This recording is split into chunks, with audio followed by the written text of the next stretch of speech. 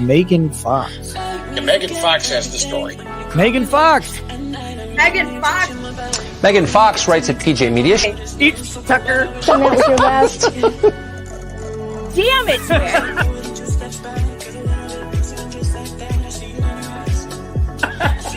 I cried for 2 days. Megan, thank you very much for that. So, I can explain the bed thing.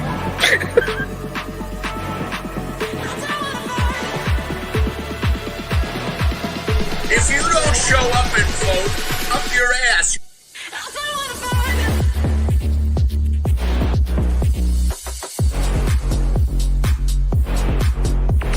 I don't care if you're in the hospital. Crawl to the stake. Crawl there. It's like Jesus going to the temple. He's like, I got a whip. Get out! Get out! The lovely and wonderful Megan Fox. Not that one. Not that one. Not the weird one that drinks blood in his toe thumb.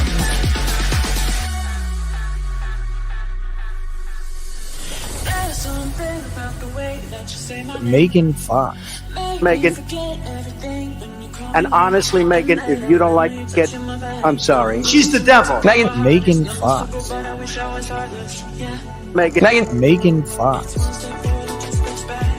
I've been very nice to you, although I could probably maybe not be based on the way you have treated me, but I wouldn't do that. You've never met a like me. You want to tangle? You want to go? Holy sh! Too much cussing on this. I guess we didn't bleep it, so we got to turn it off. But it's You pissed off the wrong woman. oh my God, I have been assaulted. But Megan Fox runs wild on you, brother. She's the devil.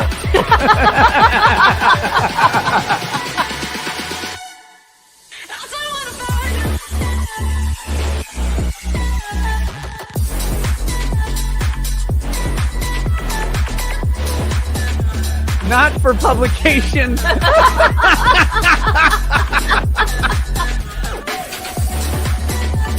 The story. I'm Megan Fox.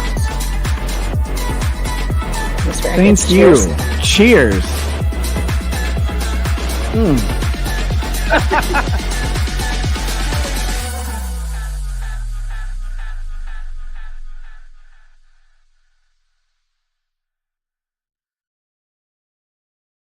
Good afternoon, everybody. I'm Megan Fox. This is welcome to my channel, Megan Fox Investigates, and welcome to my kitchen. If you are a part of my locals group, meganfox.locals.com, you are familiar with my kitchen because we do a lot of streaming from in here. And today I'm making roasted red pepper soup for fall. I cannot just sit at my desk for hours and hours at a time covering this trial. I can't do it.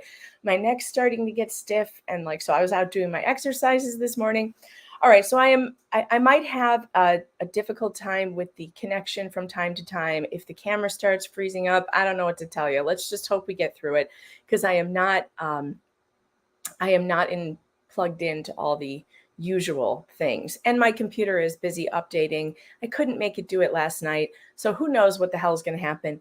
If it goes down, I'll try to come back. Don't worry. But there is witness testimony today in the trial that we are watching for Maya Kowalski. A quick recap for those of you who don't know this case.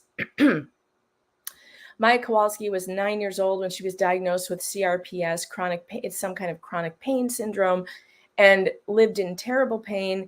Eventually, Johns Hopkins University got a hold of her and claimed that her problems were psychological due to her mother having Munchausen syndrome by proxy. That was a lie. Her mother didn't have that.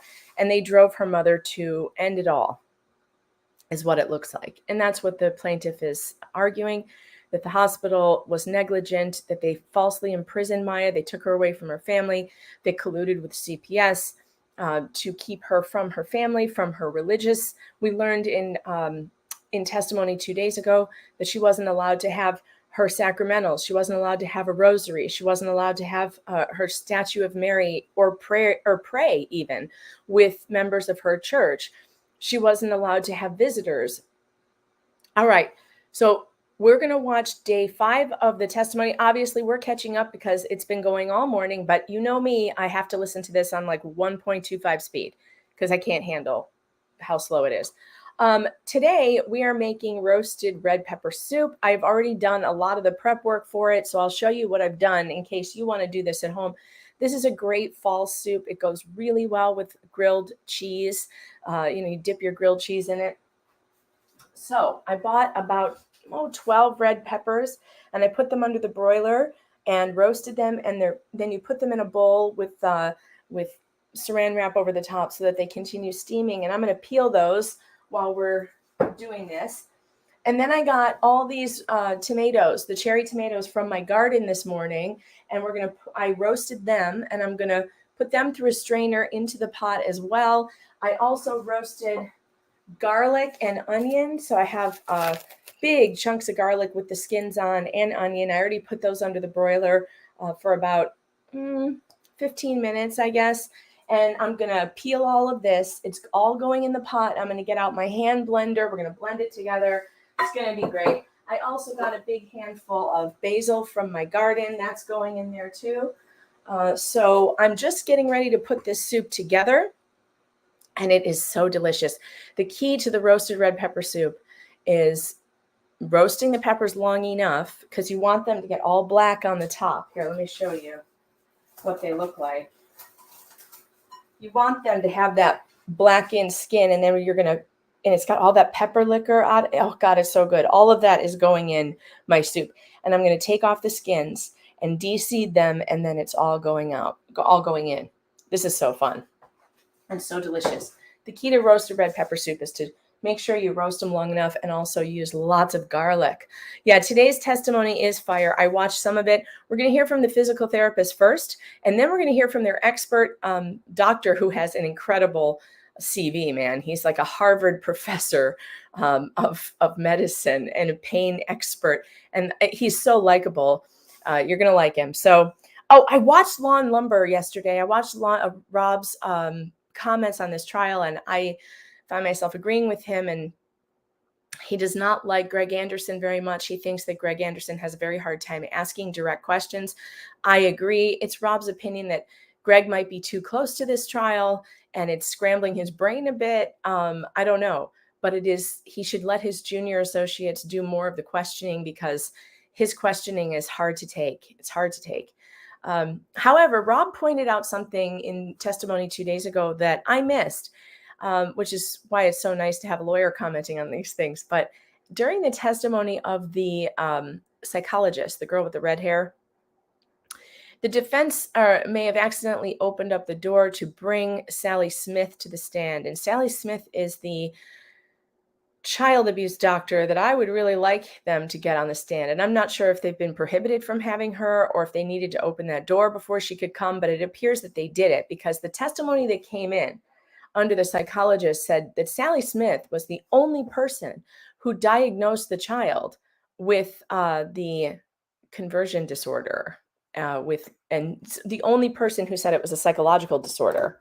So if that's the case, then she might be the only one who can explain why that disaster happened. All right, let's get to it. If my camera freezes up or whatever, you guys, just hang in there. I'll be back. It's just because I'm not plugged into the router and all that, because I'm in the kitchen. But I mean, I do this a lot with my locals crew. Oh, by the way, you guys, make sure that you understand YouTube has demonetized my channel. And so if you do want to send a tip or a super chat, you can do it at Venmo or Cash App. And then YouTube doesn't get their dirty hands on any of it, which is great. And they demonetized my whole channel because I guess a mom cooking in her kitchen and talking about stuff is not suitable for advertisers or something. I don't know. I'm a terrible person, and they've demonetized me. So it's me and Russell Brand, we're not able to make money on YouTube. But anyway, see the ticker on the bottom for the Cash App and the Venmo address. You can send me super chats there. You can send me messages. I'll read them. And so it's basically the same thing, and you can support the show. Also, please make sure you're following me on Locals because that's where all of the That's where all of the notifications will be. David Nelson wants to know, when does the water catch fire? Well, this is the fun thing about my cooking streams. You never know when that's going to happen. So you just got to stay tuned in, okay? You just got to stay tuned in. All right, here we go. We're going to start with, and I'm going to play it on a little higher speed because, I can't take the the slowness. All right, here we go. This is the physical therapist. She's super sweet. I liked her testimony. Please state your name for the record. Rachel Dion, And where do you live, Dion? Venice, Florida. And have you been called here as one of the physical therapists that worked with Maya Kowalski both before and after her visit to Johns Hopkins from October of 2016 to January of 2017? Yes. Before anybody says anything, this is as high a volume as we can get. Sorry. And I want to Put your dig headphones a in. little bit about you. Are you from here? Yes, from here. I've lived here about 30 years. And where'd you go to school? I went to Florida Gulf Coast University for my bachelor's and then Kaiser University for the physical therapist assistant license. And what did you study? What was that for the physical therapy, or was there other? I studied for my bachelor's. I have it in exercise science. Uh-huh. I did 4 years with that. And then Kaiser was just focused solely on the physical therapy license. And then when were you first licensed? July 2016. And incidentally, was that one of the first days that you saw Maya Kowalski? Yes. And so you have been then a physical therapist for some 7 years. Is that right? Correct. And in your career, have you had pediatric patients from time to time? When I was a student, we worked with some pediatric. Yes. As your profession progressed, did there come a time then that you were working more with older people? Yes. Yeah. Being the demographic in the Venice and Sarasota County area, it gets a little older. Okay. All right. And through the course of this, have you continued to keep yourself apprised of any innovations, new techniques, and, for lack of a better term, the latest news in physical therapy techniques? Yes, actually now this is the year we need to renew our license. So we're in continuing education courses now. But yes, I do those every 2 years. And so where do you work? I work for a home health care company called Patients First Home Care. Okay. And how long have you worked for them? It just opened up, so under a year. Okay. And then prior to that, where did you work? I worked at Aviana. It used to be Doctor's Choice Home Health Care. And then before that was Agility Physical Therapy. All right. And how long did you work at Agility Physical Therapy? I did many positions before I started working as a licensed therapist there. So the time blends. But I think as a physical therapist, I worked for a year. And you had a number of pediatric patients, pain patients, or physical therapy patients prior to Maya Kowalski. At Agility, we got a lot of students in soccer injuries. So I was used to working with children. Right. And in working with children, how important is it from your experience that they trust the physical therapist? I see a lot of when therapists interact and go by their emotions and not be too aggressive too quickly, that they respond better. And so is the point then to make sure that the patient trusts you and knows you're not going to hurt them? Exactly. And have you found that approach generally brings better results with the patients? Absolutely, yes. All right. So the first time, and I think we can bring up, that's the last appointment. Where's my first appointment?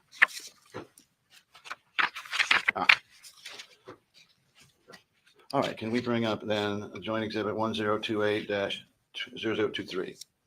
And for the record, this is an Agility Physical Therapy and Sports Performance daily note billing sheet for July 29th, 2016, the day you got your license, I guess. The other day after. All right. So this is going to go back to the jury. This is an evidence ruling. This will go back to the jury, but I wanted to take you through a few of these so that the jury had the breadth of what we were doing. Can you explain a little bit about these different areas here on the first and second page and what they mean? Okay, so we have the assessment, which is basically how the patient is presenting, what they're feeling, how we're viewing their ability to stand, their strength. So we're looking at also her range of motion, what can be performed with pain, without pain, if there are any deficits in her strength and range of motion, and what we need to focus on first. And those would be, our short-term goals that could be achieved in 4 weeks, 6 weeks, and then the long-term goals, which is much farther out at 12 weeks. And then how did Maya Kowalski present to you on this day? How'd she look? How was she doing? She looked very thin. Mhm. You know, her heel cords with the Achilles, her calf muscles, very, very tight. So toes were always down, very, very sensitive to latching. Skin mostly everywhere, very hypersensitive, but definitely on the legs and feet for sure. If you're aware, was this after if you know, the trip to Mexico and the ketamine infusions there? Yes. And was this after the series of infusions from Dr. Hannah she received over the course of the spring and summer? Yes. And so tell us what you did that day and your assessment as you worked through it with Maya. She tried very hard to do all of the testing, even though it was very painful. She wanted to have the most accurate test results with this first visit. That way we can plan our plan of care accordingly. Did she appear interested in getting well? Absolutely. Very, very, very committed. Right. And what could she do and not do at this point? Noting this is approximately, and for the record, this is approximately a month or so before she went in on October 7th to Johns Hopkins. She was sitting up pretty well. In the very beginning, she needs some support with sitting, but eventually we worked to unsupported sitting. Her trunk and core were getting very strong, and eventually it led to upper arm strength. And that helped her a lot with sitting without her back supported, without any pillows on the side to prevent her from falling over. Did you, was she still in a wheelchair? Is she still riding in a wheelchair? Yes. And through the course of your treatments there, prior to the visit to Johns Hopkins, did she make progress? Oh yes, prior to John, yeah. We made a lot of progress together, and I was very hopeful at the time because the infusions were going pretty well. You know, she would still have her bad days and struggle, but she was very hopeful and very committed to what she was doing and tried absolutely every exercise I would throw at her. And based upon what you saw, and again, these will be in evidence, but did it appear to you that Maya was getting close to getting out of that wheelchair? Yeah, yes. And was Maya excited in this end of the summer, beginning of the fall to get out of that wheelchair? Very much so. Did she like being in that wheelchair? No. Okay. And you were aware at this time that Maya had been receiving different treatments well, first, were you aware that she had CRPS? Absolutely, yes. Were you familiar with the symptoms of CRPS? Yes. Can you tell the jury whether Maya's symptoms, as you observed them, appeared consistent with your knowledge of CRPS? Absolutely. What did you note? The hypersensitivity in the skin. Hers was a very severe case as it was global, meaning that it was in the arms, legs, trunk. So she would wear shorts a lot because she could not even tolerate any fabric on her legs. Sometimes there might be a little lesion on the thigh, pale coloring, cold skin, and grimacing a lot because any sort of movement is very, very painful. Was she the type of child that would, leaving aside the CRPS super sensitivity, but was she the type of child that would, lack of a better term, scream bloody murder if it started hurting, or was she the type of child that was quieter and more stoic about it? She definitely tried to be stoic as possible, never screaming. You know, a couple of times it would have gotten bad enough, maybe tears in her eyes, but never screaming, never crying. I would never get her to that point, however. And can you explain have you worked with chronic pain patients who are not receiving pain medication at the time they're going through it? I have not met anyone not receiving pain medication going through CRPS. But leaving aside CRPS, have you had experience with people trying to make it through physical therapy without any assistance for the pain? I've had patients try to do it, and they can't tolerate it. Does the pain inhibit the ability to perform certain of these exercises? Absolutely. Anything from brushing your hair, washing your hair, rotating around to wipe yourself for the toilet, getting in and out of bed, those things. Did you receive some medical records upon referral over to Agility Fitness? Yes. And I don't have them here in front of me. If you can recall, what did you receive? From Dr. Hannah, about what his treatment was for her, what he wanted us to avoid as therapists, you know, certain techniques that could make her condition worse. Okay. Let me show you then what has been previously marked into evidence as 2793 and also 2794 right after it. And for the record, 2793 is a photograph And then 2794 is an email. And I add 2794 to orient you as to the date of this photo. I'm sorry, it's 2408, God, these 2408, 1712, and 2408, 1711. Now, is that you there? Yes, that's me kneeling down in front of Maya, getting her strapped in. If you guys aren't familiar with what this is, there's a thick cord and it's attached to a railing system that goes around. So if someone is not able to tolerate or stand up strong enough with their legs, with their full body weight, we can kind of adjust it, lift it up, almost like they would kind of be up on their tiptoes to try to associate what it would feel like to have your feet on the floor without all of your weight pressing down on it, to try to slowly introduce that to her body and to the bottom of her feet especially. So at this time in September 23rd, 2016, can you tell the jury looking at this whether Maya was going to be capable of getting out of that wheelchair and walking on crutches soon? Yes, as you can see, we loosened her heel cords quite a bit, her Achilles. So if your calf muscles are so tight, your feet will mimic walking on high heels without any shoes on. So we were working on getting her heel as close to the floor as possible to get her feet flat, but you could see that right foot is still wanting to turn in and point a little bit because there was some tightness and definitely a lot of pain. So, but was her dystonia, did her dystonia, that is the turning in of the feet, improve as you worked with her through the end of the summer? Yes, we were doing a lot of gentle stretching and she was doing some of that at home. Now, I noticed on her legs there are pretty thin. Mm-hmm. At this point, from the beginning, when you first started to work with her up until she went into Johns Hopkins, can you tell the jury whether Maya was putting on any muscle mass on her legs? Yes, her thighs were getting stronger. You could start to see the tone in her thighs as we were progressing. And as she did better, can you tell the jury about her mood? Did her mood improve?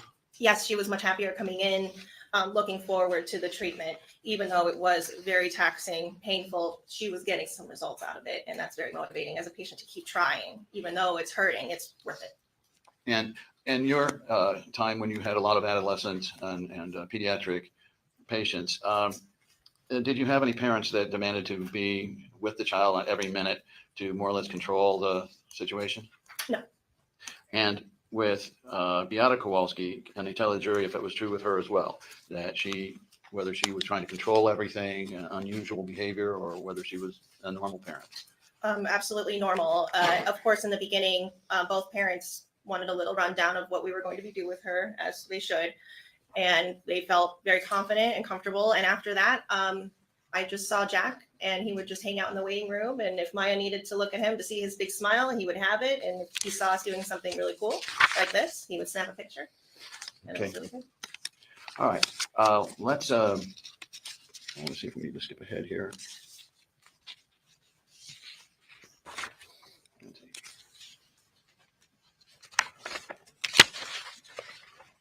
All right, so let's jump ahead then to, I want to get the last one before, so pardon me for a moment here. Let's find the last one. There's 927. I did have these marked, but. All right. Let's turn to, if we can, Joint Exhibit 1028-009 for the record. This is a daily note and billing sheet dated September 27th, 2016. And depending on whether September has 30 or 31 days, I think 30, then this would be approximately 10 days before she went into Johns Hopkins. Was this the last visit with her? I believe so, yes. And so tell us again, right before she went in. The soup is labor Exhibit number one, intensive. yeah, it's got it marked here, but it's really worth it. 1028-009. We're peeling the skins now and Okay. de-seeding them, Well, and it's labor intensive. But my God, That's it's good. yeah, And I'm 927. keeping a bucket for the Yeah, chickens That's it. because they will love this. Yeah, that's it. They'll get the skins and the seeds. Okay. Well, we've got it up. So I'd like you to review this, and then in a moment we'll turn to the second page. And so you've got there under current complaints and prior levels of function, current functional, all of that. Are these aspirations? In other words, what you're trying to get the child to do? Yes, this is the goal. Her Okay. goals. So where it says, for instance, maintaining body position and remaining standing, is that an indication that she was actually doing it, or that was the goal to do it? That was the goal that we set up to get those muscles stronger to eventually be able to achieve those goals. Let's look at the next page, 1028-0091. And it's the second page of this. And tell the jury what's going on here. These are all the exercises we would do, but the deferred today is what we avoided. So instead of me erasing all that, I would just kind of grab it and see what I did last time and how she responded to it, if there was anything I needed to remember. But as you can see, she was doing some tall kneeling balance. So that means she is on her knees, you know, not her butt resting on her heels, kneeling and able to control her trunk. So that means she could kneel up on the bed. Yeah. And if there's a video later of my kneeling up on the bed, she had gained that much strength to be able to do it. Yes, and a bed is difficult because it's soft. So there's a lot of give and your core needs to engage to avoid falling side to side. Okay. Now, there has been some testimony here about Maya sitting what has been referred to as crisscross applesauce. Have you seen children, patients of yours or others that sit in this position? And can you explain to the jury why? This position provides some relief on our low back. That's why we have a tendency to cross our legs when we sit. It kind of gives relief on the pelvis where it meets the low back, providing some muscular relief from pain, especially if you're uncomfortable. I've known a lot of adults do it as well as children. Is this generally well known among physical therapists that sitting crisscross applesauce is not an indication of the child is doing wonderful, but more an indication the child has low back or upper leg pain? Absolutely. She asked. Yes, she was just trying to get comfortable. Okay. All right. And so completing this here, she has, turning to the third page, she still has some, what does it say, diminished AROM? Maybe you can help the jury with some of these acronyms. The AROM is active range of motion. So what she can do on her own, she can physically take her arm and lift it. No one else is taking it and lifting it for her. LE is lower extremities. So that's your legs. And UE is upper extremity, your arms. All right. So as of this date, were you feeling positive or negative about Maya getting out of that wheelchair and returning to a semi-normal life? Very much so. That was very helpful. We were going strong, and she was doing very well. The kneeling was the big next hurdle, and she was doing that excellent. She had her core strength improving, her trunk control. She was doing very well. All right. And so I'm looking for over the course of the rest of the year, did you see Maya? Did you see her? When was the first time you saw her, if you recall? When she came back after after she was in the hospital. Okay.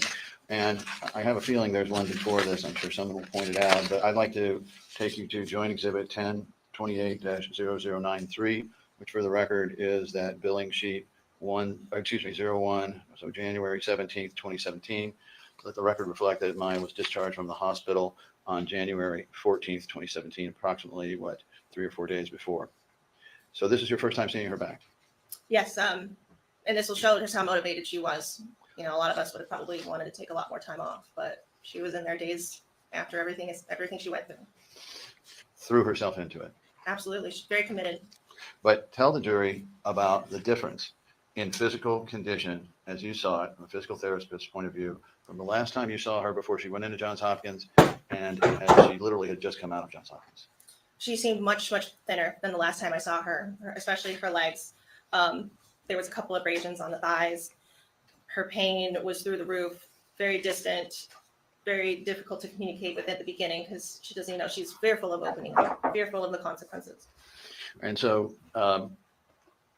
did you notice whether her dystonia had returned or not? Yes, it was worse. Although the stretching that we did for her calf muscles, Achilles, the heel cord, tightened up again, maybe even a little bit worse than when we first started. Okay. And so on the pain scale there, I see partly down, she's describing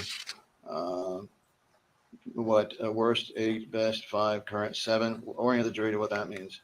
So that's the pain scale. 0 out of 10 means you have no pain at all. 10 means that you can punch your injury and it won't hurt any more than it already is. So 8 out of 10 is very high. So at 5, was this a good day for Maya? I would say that was about medium. Okay. All right. And what else can you tell us about Maya's upper body? Did she need assistance to stay upright in the wheelchair? Yes, she was slouched to the side. So you need pillows to support. Otherwise you risk, skin breakdown. So Jack was very good about making sure she was turning, that she was offloading those bony prominences on the side of the wheelchair, because she was also very, very skinny, much skinnier than when I last saw her.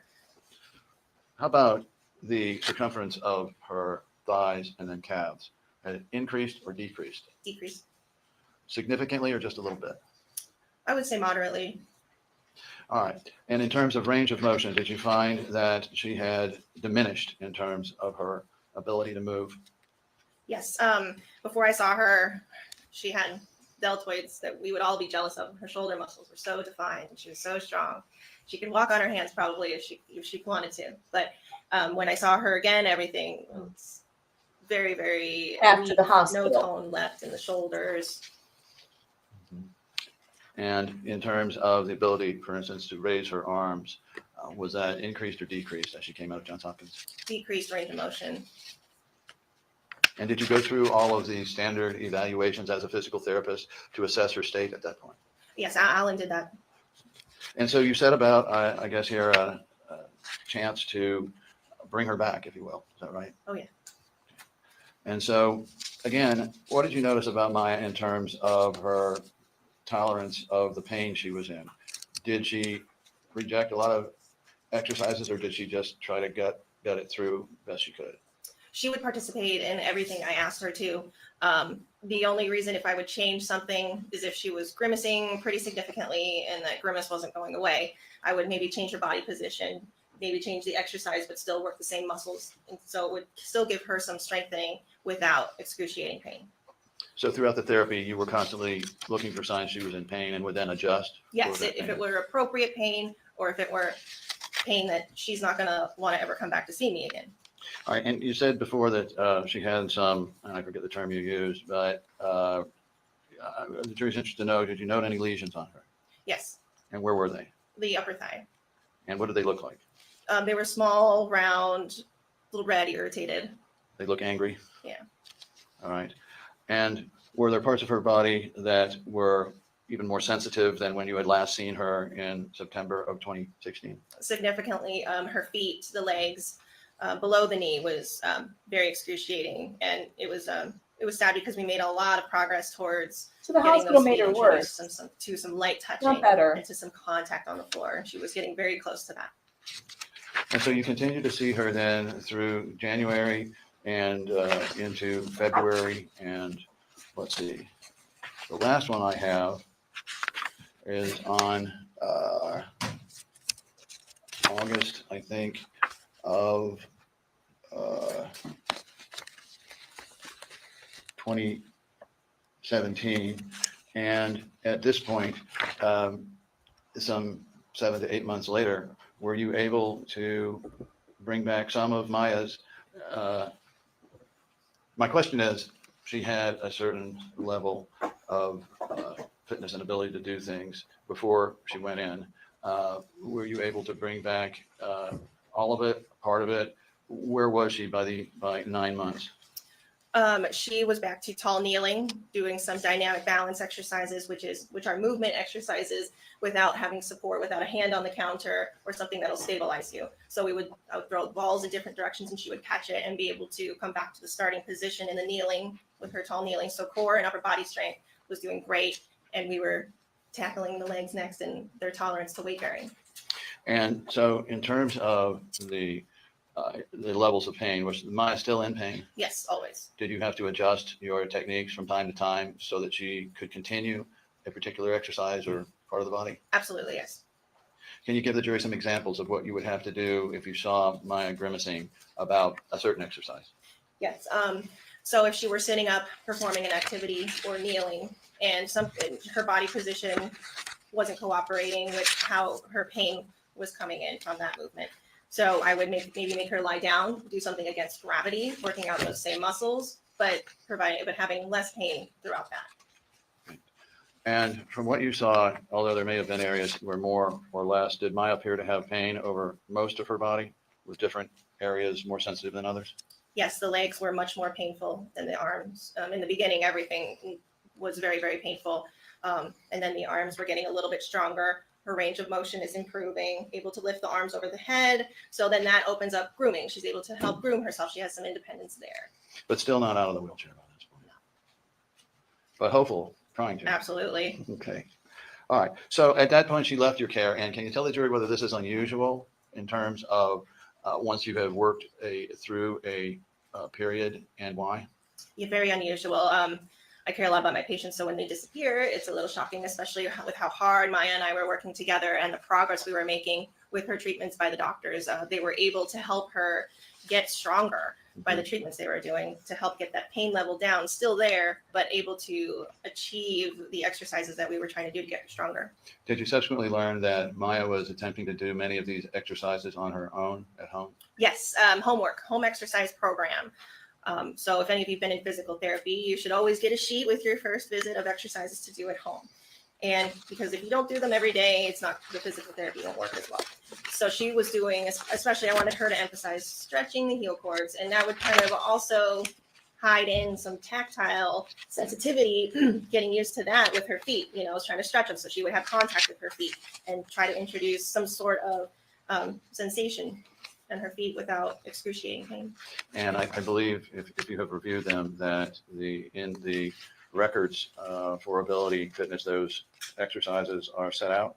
Yes. I'm trying to find them, but we'll let the jury look through them. Now, I noticed one other thing, and that is that from time to time you had something called a patient outcome. And if we could show an example, this one's fairly early, this is before Johns Hopkins, 1028-0041.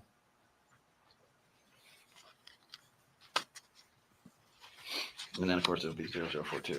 All right. So the jury's back there and they want to look through this and educate themselves further on how Maya was before and after. Take them through what this is for.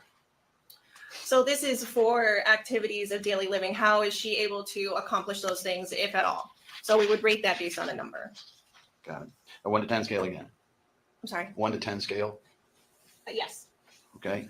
And then now this was obviously before on August 17th of 2016, but at that time her pain level was still an 8 on certain days. Yes. And she had like moderate difficulty lifting an object like a bag of groceries. Yes. But overall, did she appear to be doing better despite her scoring there? Yes. Do the patients become more, when they're filling one of these out, do they tend to be more pessimistic than what you're hearing, or optimistic? How would you describe it? I would say it's per patient, but Maya was very accurate and she's very intelligent and she would want everything as accurate as possible. So, you know, told her not to embellish, or, you know, if it's bad, tell me it's bad. Okay.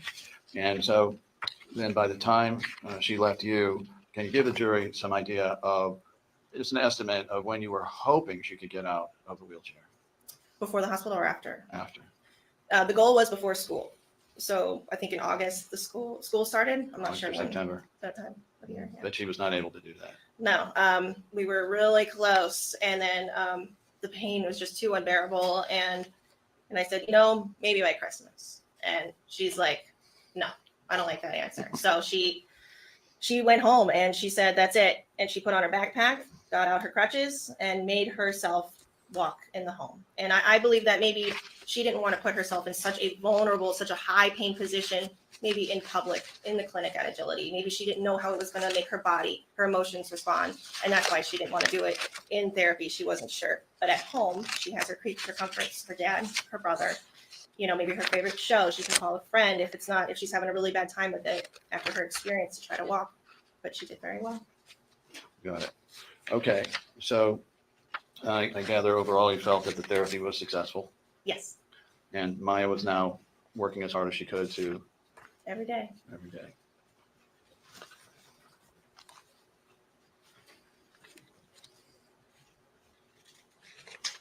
Just one moment. Oh, tell us about asthma. When she came in, did you notice any, or? She would have intermittent coughing, but sometimes with asthma, it could worsen with cardiovascular exercises, some jogging, things like that. We weren't doing high heart rate activities. We were focused on strength, balance, transferring. Okay. Your witness.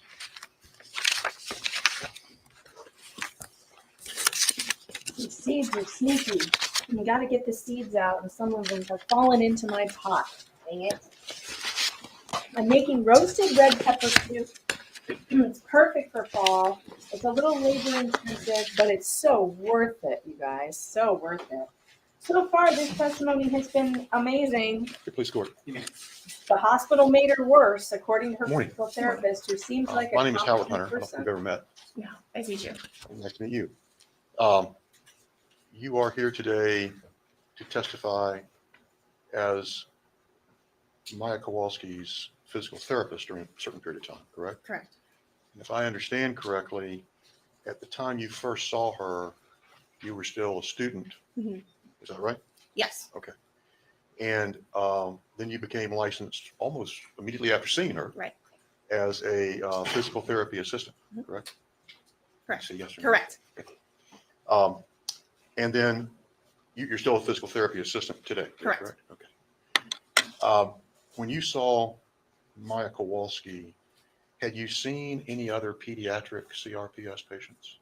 Pediatric, no. Adults, yes. You've seen some adults, but Mhm. no pediatric CRPS patients. No. Have you seen any since? I have had one adult with CRPS. Okay. Have you seen any other pediatric CRPS patients besides Maya Kowalski? No, I shortly after I stopped working in outpatient and went into home health, and mostly those are covered with geriatric, Medicare insurances. So I don't see a lot of pediatrics anymore. And incidentally, when did you leave Agility Physical Therapy?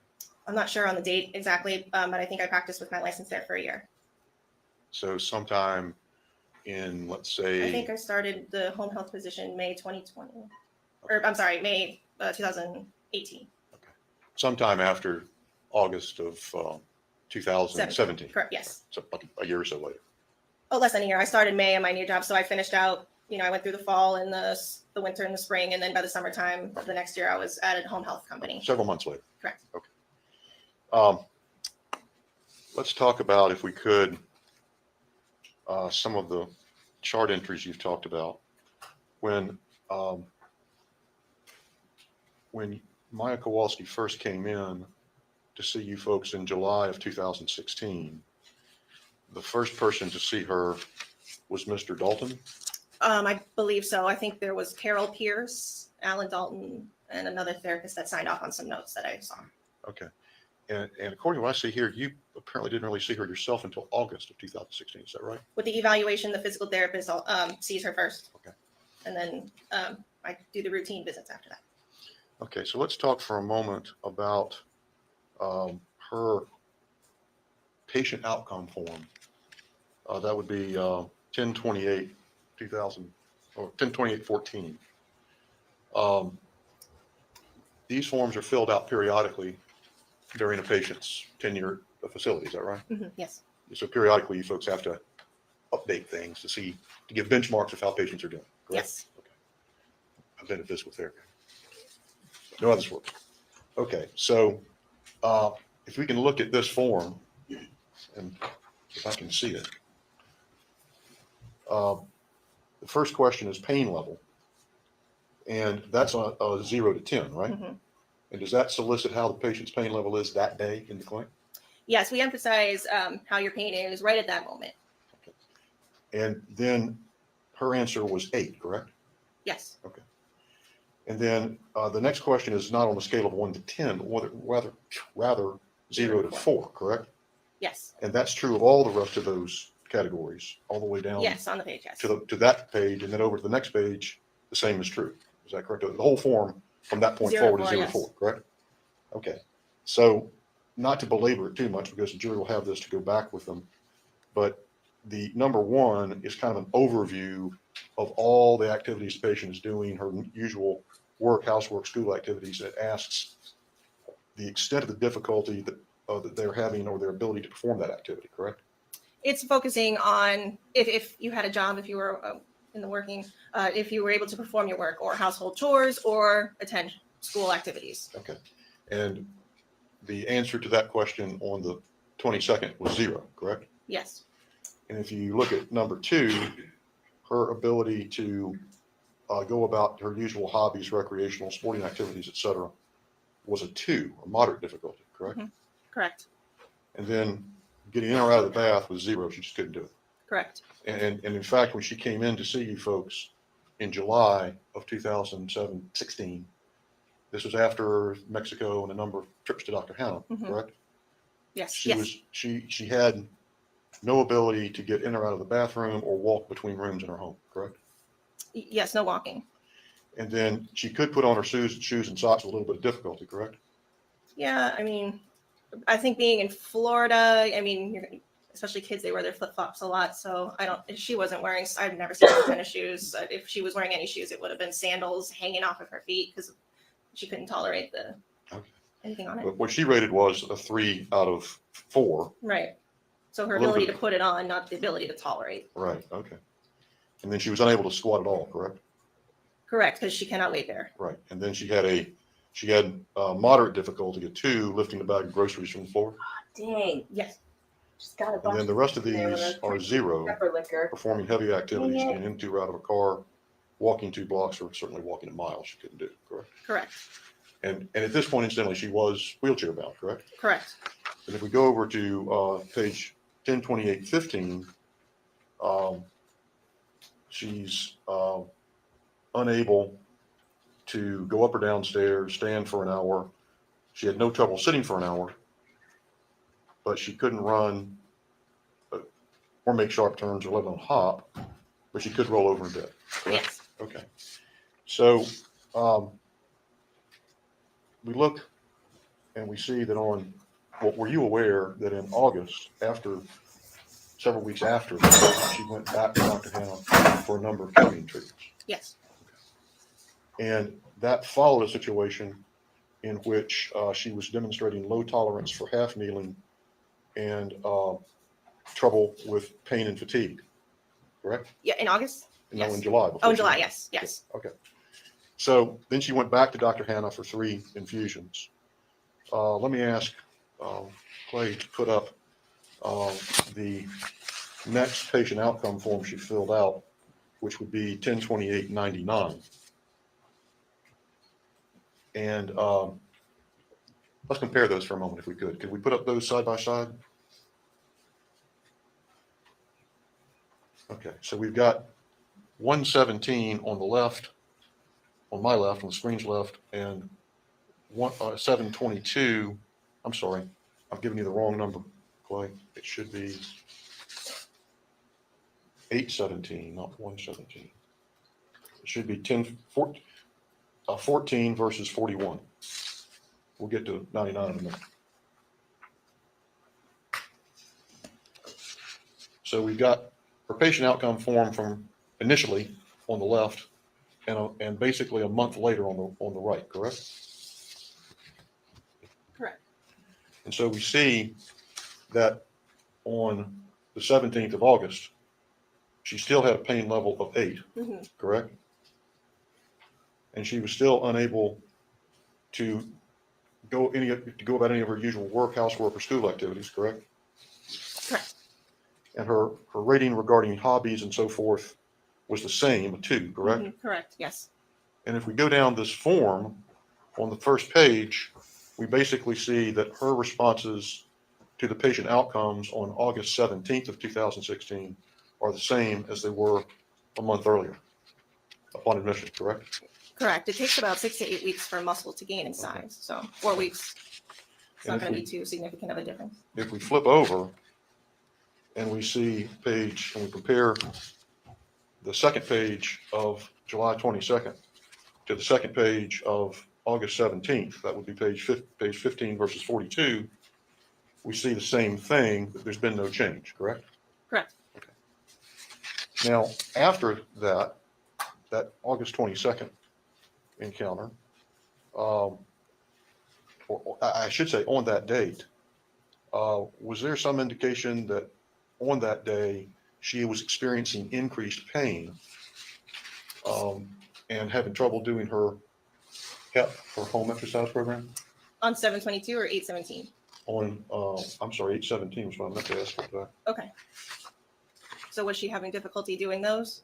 Yes, on Exercises? 822. She was still having some difficulty, yes. She had difficulty throughout the entire treatment, but she was still trying. And this Right. test is mainly geared towards weight-bearing activities. And then as matters progressed, were you aware of her going back for other ketamine treatments during your treatment?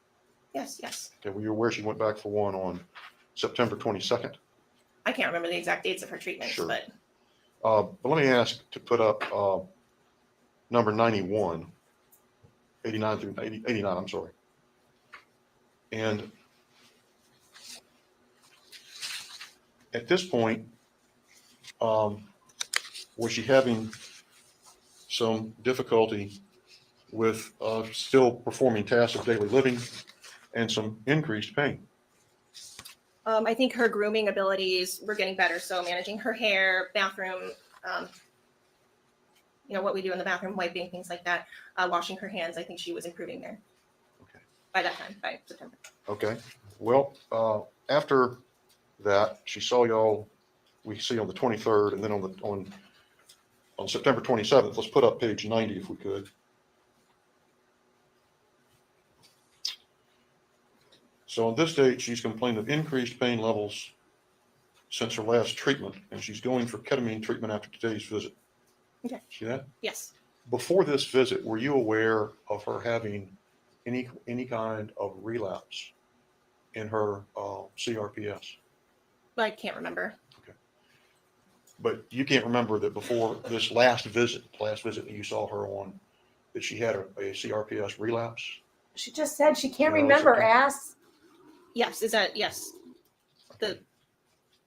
the relapse she had before she went into the hospital? Yes, ma'am. Yes. Okay. And do you remember the circumstances of it or what caused it? No, I wasn't there. But you do recall, I suppose, the last time you saw her before she went in the hospital. Yes. Okay. And we see that she was having increased pain levels and she was going for a ketamine treatment. Yes. Okay. Now, were you aware that she went to ketamine treatments on September 27th, 28th, 29th, and 30th? I mean, I guess all I knew was after today's visit. Okay. I didn't know her. So you didn't know anything about any of that? I didn't inquire about her daily schedule, no. Okay. So you weren't aware of an emergency room visit on the 1st of October or the circumstances that led to her being admitted to All Children's on October 7th? I mean, I can't remember at the time if I found out right then or if it was a few days later after she went to the ER, if I found out then. But to be clear for everyone's benefit, as of the last time you saw this young lady on September 27th, 2016, before she went to the hospital, I'm talking last time. Okay. As of that time, she was still in a wheelchair Yes. and she still had a significant pain level, correct? Yes. Now, let's talk about, if we could, when she came back on the 17th of January 2017. At that point, I want to point out the something. initial Hold on. evaluation was done by Mr. Dalton. As a person who has been in physical therapy recently for a misery in a pinched nerve, I can say with authority, let me move the camera. I can say with authority that you can be in pain in physical therapy, and you can also be getting stronger, and the strength training helps you to cope with the pain. So what I'm understanding to have happened here was that the hospital goes and takes custody of this child, does not provide her with the physical therapy that she had been getting, intensive physical therapy. And by the time she gets out, she is wasted away and she is barely able to do anything. Whereas before, yes, she was in significant pain, but she was strong. You heard her talk about the deltoids. You heard her talk about being able to lift herself in and out of the wheelchair. After the hospital, she had none of that. And I'm here to tell you with authority, because I have been there, that physical therapy, if you get a good physical therapist, can really help cope with the pain. It doesn't mean that the pain is necessarily fixed or better, but it improves because your strength improves. So this idea of she was still in significant pain. Well, duh, she has a pain disorder and it's bad, but the physical therapy is helping her cope. Okay. So I just had to say that. For those of you who are getting here late or who are here late, I'm making roasted red pepper soup. Hold on, I'm trying to get the camera back down here. I am making roasted red pepper soup, which is so perfect for fall. And what I've done is I roasted some garden tomatoes, the little ones, the cherry tomatoes, and then I put them through a strainer, and I roasted up about 12 red peppers, and now I've de-seeded and skinned all of them, and they're all going into the pot. I'm trying to keep as many of the seeds out as I can, which is a difficult task because they're slippery little suckers. You know, 1 or 2 isn't going to make a big deal. I have also roasted garlic and onions that I'm going to be putting in here after I de-skin them. A red onion and some garlic, and I'll be blending it all together with some salt and some chicken broth, and it's going to be delicious, you guys, absolutely delicious. So I'll turn the trial back on, but I just wanted to say I don't appreciate this lawyer's insinuation that somehow it didn't matter what physical therapy she was doing because the pain was still bad. It matters. It matters a lot if your muscles are getting stronger or weaker when it comes to pain. Not to mention the psychological capability of the psychological boost of being able to lift a weight you haven't been able to lift before, you know, moving forward a little when you weren't able to do that last time. There's like a endorphin release when you get those little wins that I'm sure she was experiencing. Yes, I think so. And Yes. he's a full-fledged physical therapist. Yes. He's your boss. Yeah, he was. Yeah. He was at that time. I'm Yes. sorry. Not now, but he was then. Yes. He Right. still feels like my boss. Okay. Well, he was supervising what you did with Ms. Kowalski, correct? Always. Yes.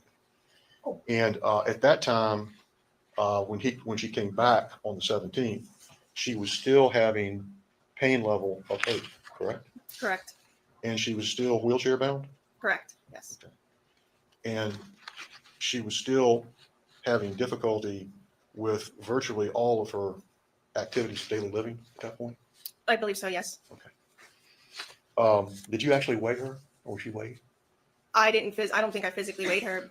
If it was done on the initial evaluation, I think it would have been on one of the. Did you folks at any point ever speak with her physical therapist at All Children's Hospital? I did not speak with anybody at the hospital. No. Did you at the time, or as far as you know, did anyone from Agility ever look at the records from All Children's from a physical therapy standpoint? Alan, I'm not sure if Alan had or not.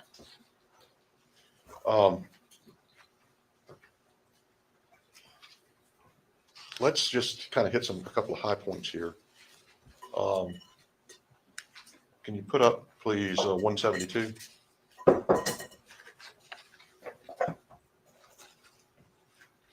I take that back. I'm sorry. Let's back up, if we could, to February 28th. It's 153. And just focusing on current complaints and gains, she was adjusting the size of the wheelchair, had a new wheelchair. Yes. And the note indicates that her father stated that she was doing a lot better and was scheduling an MRI of the spine, correct? Correct. And when she, up to this point, was she getting any additional ketamine or pain medication? As far as I can remember, no. And after she came back to you from All Children, she never got any of that, did you? I don't believe so. So let's go to March 16th. Put up 172. And if you look at the history there, it relates that the patient is doing online school activities daily and swimming regularly. Correct? Correct. And she's pushing herself in her wheelchair. Correct? Correct. And the history, The beeping. There's a little beeper going off over there. Can you try that? I think it's off now. You can continue. sorry, I better see. Yeah. I didn't hear that as well. I heard it.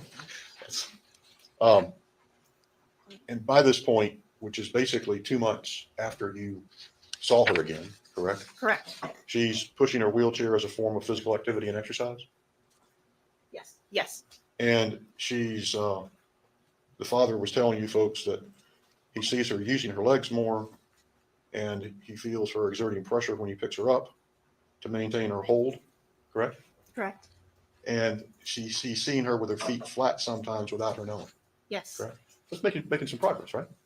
Yes. Okay. And then if we go forward once again, for another month or so. I'm losing my place here. I apologize. We go to April 18th. And we put up 204. We see in the history assessment that she's increasing her swimming, and her father reports that she's using her legs in the pool, getting stronger. Is that correct? Correct. And she's going out on the boat almost every weekend. Yes, they would physically put her in there, but it would help her spirits to be out on the boat. And this is 3 months after she came back to you folks. Correct. So once again, she is making progress. Correct. Okay. So if we go forward one more month to May of 2017, to joint exhibit 1028-240, there's an indication that she's swimming almost every day for several hours, or for hours at a time, right? Yes. And she's starting to scoot from place to place in their house to get around. Yes. And she's independently propelling her wheelchair for long distances. Yes. And she's able to do her own ADLs. Yes. To some I mean, degree, that's just yes, light ADLs, I would say. right. Grooming. Yes. So then we go forward another date, 7/6, which is 17 to 286. And by history, she's swimming in the ocean without issues, correct? Correct. That was what was said to me. And she's got a new bedroom set with a top bunk bed, and she's able to get up and down the ladder without help. Yes, her upper body was extremely strong at this point. She could basically lift her up without using her legs at all. It was quite amazing. Okay. And so, but she's also able to climb a ladder. She would just kind of like swing herself, just kind of use her arms and core and get up there on her own. She might use her knees instead of her feet. But this is an advancement. Yes, correct. Okay. And once again, through this point, she's not getting any analgesia or ketamine. No, I think she realized she was going to have to do this on her own. And okay. Now, if we go forward one more time to the last time you saw her on August 22nd of 2017, page 334, she indicates she's back in school. Very tired from using crutches. Oh, that was when she went. Yeah, that's when I saw her and she, I said, maybe, by Christmas we could start walking. And then when she went home and said, I don't like what Rachel said. And she proved me wrong. Okay. And obviously it was very, very taxing on her because you go from using the chair every single minute of your life to not using it at all. You're going to be very fatigued. And by that point, her father was telling you that she is no longer using the wheelchair. Correct. Okay. And you never saw her again after that.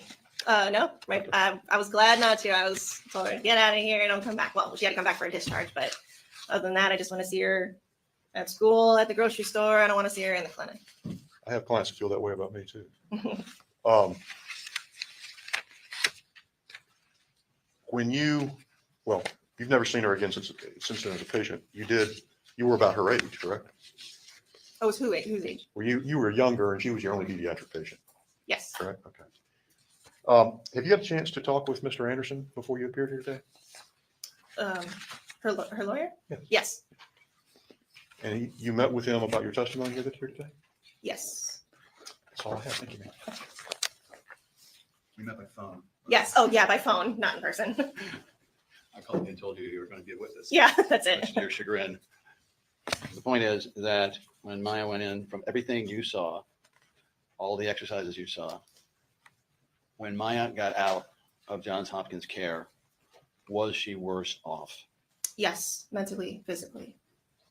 And although pain meds may not cure things, can you tell the jury whether it tends to increase the ability of a patient to do the work and makes quality of life more significant? Yes, Your Honor, Foundation. Yes. When we perform our activities and achieve pain, it makes us not want to do those things. So with some pain medication, your suffering isn't as great and you can achieve your activities of daily living. You can perform some exercises that will help get you stronger and eventually and hopefully kind of take place of the pain because your muscle's stronger and maybe you won't need the pain meds as much once you're at that point. So doing it without pain meds means gutting it out. Yeah, I'm unnecessarily so.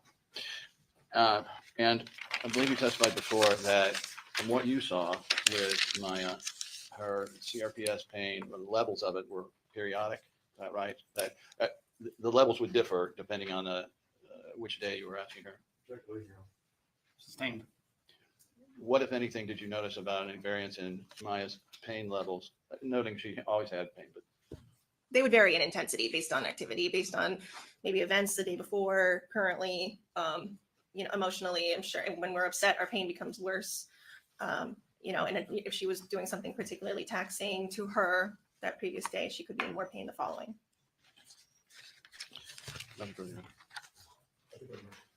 Members of the jury, do any of you have any questions? May this witness be excused. As you may. Thank you so much. Thank you for being here.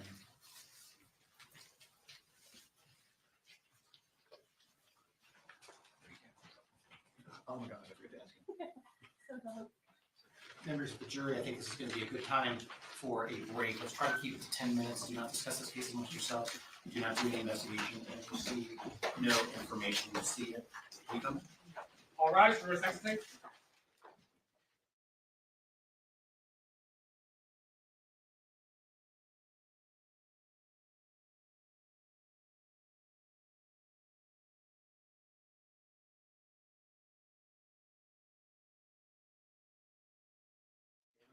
The jury's out of our presence. Are there any issues that we need to address before we take our break?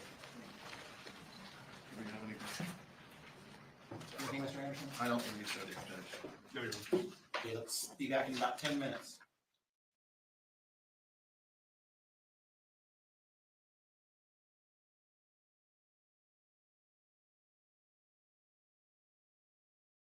All right. It looks like they're on a break, so I am blending up my red pepper soup. And I put the garlic and here, let's make this bigger. I put the garlic, I put the red onion that was roasted. I roasted all the garlic and red onion. I blended that all in here. I love the hand blender, by the way. If you don't have one of those, they're so handy, so much less mess than using like a food processor or whatever. And so I'm putting fresh basil in there and blending that up, some kosher salt, and then I'm going to turn the stove on and start heating it, and then I'm going to probably add some chicken broth and some cream, some olive oil. This is such a delicious soup. Roasted red pepper soup is so good.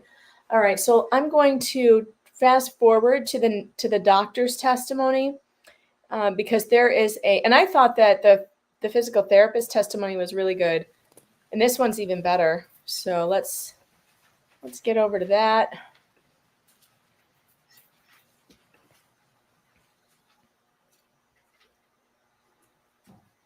Training and experience.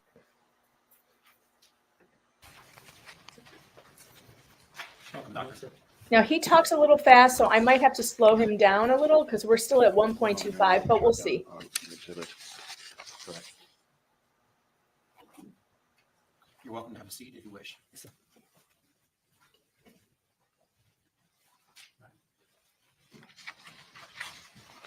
Please state your name for the record. I apologize. Please state your name for the record. Pradeep, Pradeep, Chopra, Chopra. And have you been asked to testify here as to the condition of Maya Kowalski when you examined her in 2017? Yes. So I'd like to give the jury the benefit of some of your background, training, and experience. The first thing I'd like to start with, if we could, is your schooling. If you can tell the jury a little bit about that. First, what kind of doctor are you? I'm supposed to be a pain medicine doctor, but I take care of medically complex patients, mostly with pain. Okay. And where did you go to school, starting with college? My medical school was at the Harvard Medical School. I did my basic training over there, and I did my residency in anesthesia and critical care, and then I did my fellowship in pain medicine. And was this all at Harvard? This is all at Harvard, yes. How many years did you spend at Harvard Medical School and the Harvard Medical Center? 6 brutal years. And do you often speak on the issues of CRPS and chronic pain? I do. Have you prepared different TED Talks or the same type on these issues, CRPS and chronic pain? No, I haven't done a TED talk, but oftentimes different organizations, various organizations invite me to give a talk. It's mostly to patients, and sometimes hospitals will invite me to give a talk to their physicians on CRPS. I know that you have won several. Well, first, tell us a little bit about your family. You're married? Yes, I am. And you have how many children? I have a child. And I understand one of them has some challenges? Objection, Your Honor. It's predicate for his ability to. I have a son, and he's a special needs child. And so are you familiar with the challenges to parents with special needs children? Yes, I'm very familiar with that. I understand that you have won several awards over the course of your career for humanitarianism involved in medicine. Can you tell the jury about that? Yes, there's a bunch of awards that I've won actually. Okay. But for the humanitarian award, it's called the Compassionate Care Award. This award is only given to one physician in a year out of the entire country, and it's a very rigorous selection process, and they look at the patient if the physician is compassionate, has empathy, and many other things. How long have you been in practice? I started practice in 2000. Okay. And are you board certified? Yes, I am. And what are you board certified in? In anesthesia and critical care, and in pain medicine. And do you have experience in pediatrics of any of these areas? I do. Tell the jury a little bit about your experience with pediatric pain management. So of the 6 years that I spent in Harvard, about a year of that was spent at Boston Children's, where I practiced anesthesia, critical care, as well as pain medicine. And so you had the opportunity at that time to see pediatric patients with with pain, chronic pain issues? Yes, I did. And what do you do now? Are you teaching now? I do. Well, I run the Center for Complex Conditions, which means I see mostly very medically complex cases, both adults and children. And I also teach at the Brown Medical School. And Brown University is an Ivy League school? It is an Ivy League school, yes. And what do you teach there?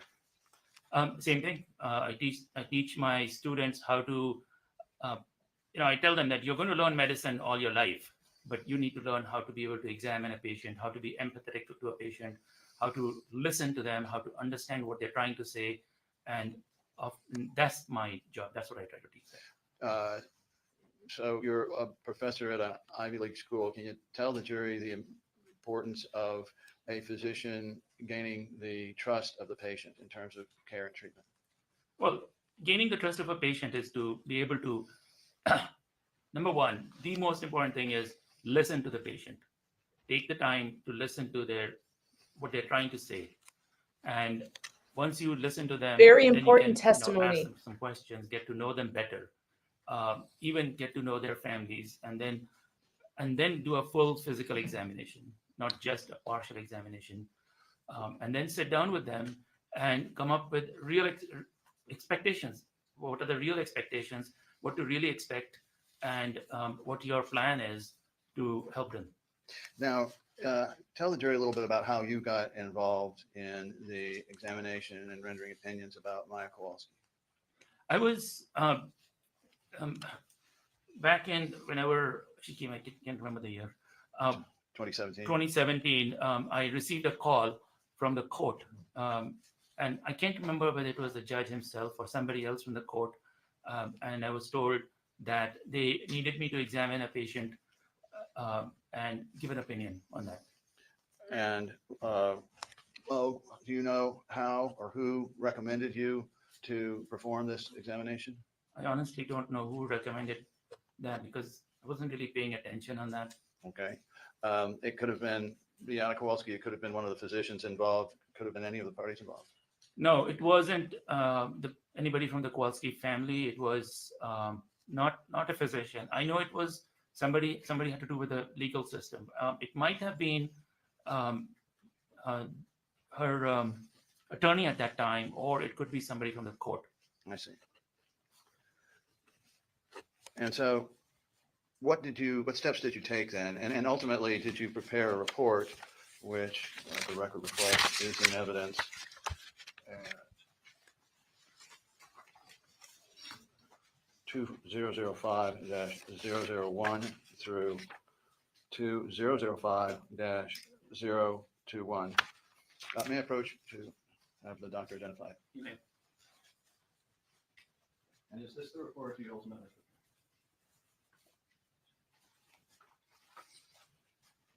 Yes. Now, This is the report. you can, we'll get it back in a moment. Now, so you weren't a formal, what's known as a CME or IME, but you understood that you were supposed to render a fully independent opinion? Yes. So this call that I got from the court in Florida I was tasked with one job, and the job was to give my opinion about what was going on with Maya, and that was it. I was not going to be the treating physician. I was not going to take over the care, just give an opinion. End of it. Got it. I forgot, you have some additional degrees. What is a MBBS? MBBS is, so before you come to the US, you have to be a physician back in India. So I'm from India. Right. And you get a degree, it's called MBBS. It's a British degree. Right. And then you do your MD and all that again. So I went to med school twice. Okay. And what's a DA? Is that similar? A DA is a kind of it's a diploma in anesthesia. It's like a mini training in anesthesia for a year. And then MD and then MHCM. What is that? That was from the Harvard School of Public Health. That was on Masters in Healthcare Management. All right. And so have you worked in both hospitals and in private, seeing patients clinically? Yes, I have worked in quite a lot of hospitals. Now I don't work in a hospital. Now I work in my own office. Okay. Now, tell me what you first did. Tell the jury, rather, what you first did in your job, as you saw it, to survey this course of treatment, and then subsequently, I suppose, examine Maya. Tell them how you went about it. Right. So, they sent me a boatload of documents. Scary. That was scary. Those documents like 5,000 pages. And but I don't review documents before the patient comes in. I need to make my own opinion first. Why is that important? It's important because I don't want my thinking to be biased by reading other people's reports. Is there a problem in medicine with a diagnosis taking on a life of its own, otherwise known as a narrative? Yes, it's a major problem. What happens is that one physician, maybe depending on his incompetency, makes a diagnosis without any basis, and then that gets populated into the medical records, and then after that it's just passed on forever because no one wants to change that. And so it takes quite a bit of gumption, for lack of a better term, to step in and change the narrative. Objection to the leading wrong. Sustained. What, if any, effort does it take to change the narrative? It's almost impossible. I've had a few patients who have tried to do that, and it's extremely difficult. But does that mean a doctor should just blindly follow a narrative, or should they give it an independent view, excluding a narrative? So if it's a major diagnosis and it affects, so if I'm seeing a patient and let's say that I'm seeing a patient for pain in their left knee and they also have asthma, I'm not going to worry too much about the asthma part. I might say, hey, do you have asthma? And they'll say, yes, I do. But I'm not going to go into great depths with it. My focus would be more on the knee part then. And so you saw Maya first before you reviewed all those records? Yes, I tend to, the way I work is, I don't like to be biased, so I see the patient first, make my opinion, and then I go back and look at the medical records in detail, and then figure out where we are with it. So I want to deviate a little bit from going through your findings, and I first want you to help us understand CRPS as you know it. Have you treated CRPS patients? Oh yes, I have a lot. Can you give the jury an idea of how many per year? I actually did that calculation for this. Yes. So approximately 5 patients a week for 20 years, and the math came out to be about 125,000 patients in the last 20 years with CRPS. My goodness. And have you yourself participated in any studies or surveys? No, I haven't. You mean done research on it? Yeah, or cooperated in providing patients for clinical evaluation, things like that. No, I don't want to. I don't like to send my patients for clinical. They're already in so much pain and they're already suffering, and I don't do that. Understood. So tell us now the signs and symptoms of CRPS that they can understand as we go through this and show photos that they should look for here. CRPS is one of the few pain conditions that you can literally see. I mean, if I say I have a headache, you can't see the headache. If I say I have knee pain, you can't see that. But CRPS is one of the conditions you can actually see. And the diagnosis of CRPS is based on very clear rules and regulations. There's a whole checkbox, and you have to check certain boxes. And when you check a certain number of boxes, then you come to the conclusion that the patient has CRPS. So, for example, yeah, no, please. I'm asking you to go through. If it's okay. Right. For example, obviously the first one is that the patient has severe excruciating pain, and there is no other explanation to it. Nothing else explains it. That's the number one. Number two, the rest are kind of optional, and you have to pick and choose which ones you see. So one of them is there a temperature difference? So if I have CRPS in the left leg, and so the temperature in my left leg might be hotter or colder as compared to the right leg. The next thing is you look at color change. Oftentimes the affected side is either dark red in color, even blue in color as compared to the right side. You look for swelling. In the initial phases, swelling is pretty obvious. Later on, you don't see it as much.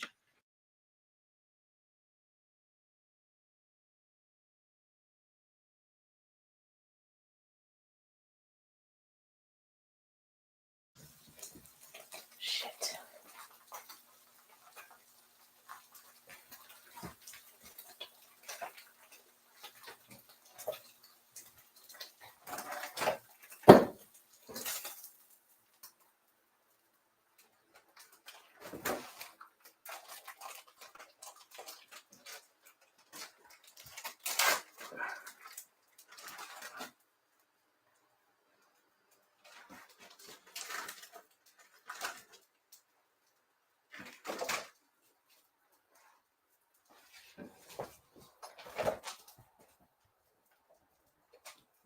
No, don't eat that. It's paper. Stop.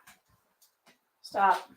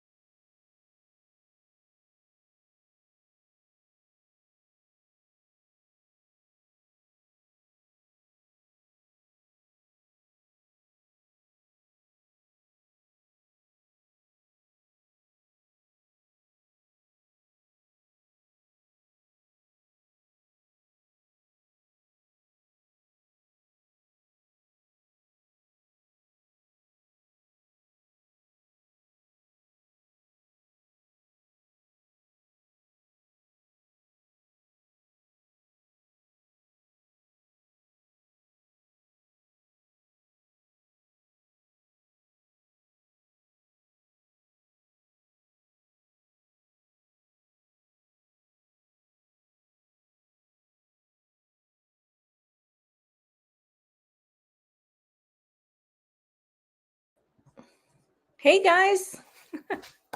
Sorry about that. My computer has been having problems, and I was trying to update it last night. I told you this might be that this might happen in the middle of the stream because I tried to update my computer and it didn't finish. So it was still finishing while I was doing the stream, and I said it's probably going to go down at some point, and then it did. Hey guys. Oops, I got to turn off my YouTube. Okay. All right, let's get back to it, shall we? I have made a grilled cheese and ham sandwich to go with my red pepper soup for me for lunch. And I'm going to sit down and eat that here at the kitchen table, probably. I'll just turn my camera around. And we're going to continue watching this doctor. So I just need to pull him back up. Sorry about the interruption, folks. Computer problems are no fun. I've just been having so many issues with this computer all of a sudden. So somebody suggested that I try to update it, and I noticed there was an update that hadn't happened, and now that's all taken care of. Let's hope that hold on. Let's hope that takes care of it. I am going to have to find the spot where we were, though, which could take a minute or two. The doctor really had just started testifying, right? So let's go over here. Let me share this.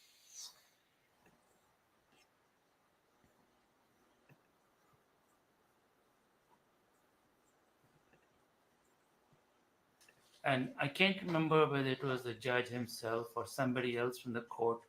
And I was told that they needed me to examine a patient and give an opinion on that.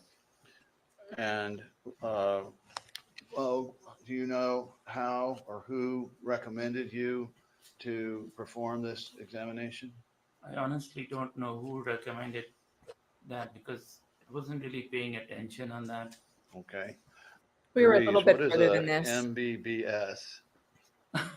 MBBS is Right, we so heard before this. you come to the US, it's populated into the medical records, and then it's just. Oh, I after love that, this it's- part. I'm going to back up a little that bit was because this is that was great. it's like 5,000 pages, and but I don't review documents before the patient comes in. I need to make my own opinion first. Why is that important? It's important because I don't want my my thinking to be biased by reading other people's reports. Is there a problem in medicine with a diagnosis taking on a life of its own, otherwise known as a narrative?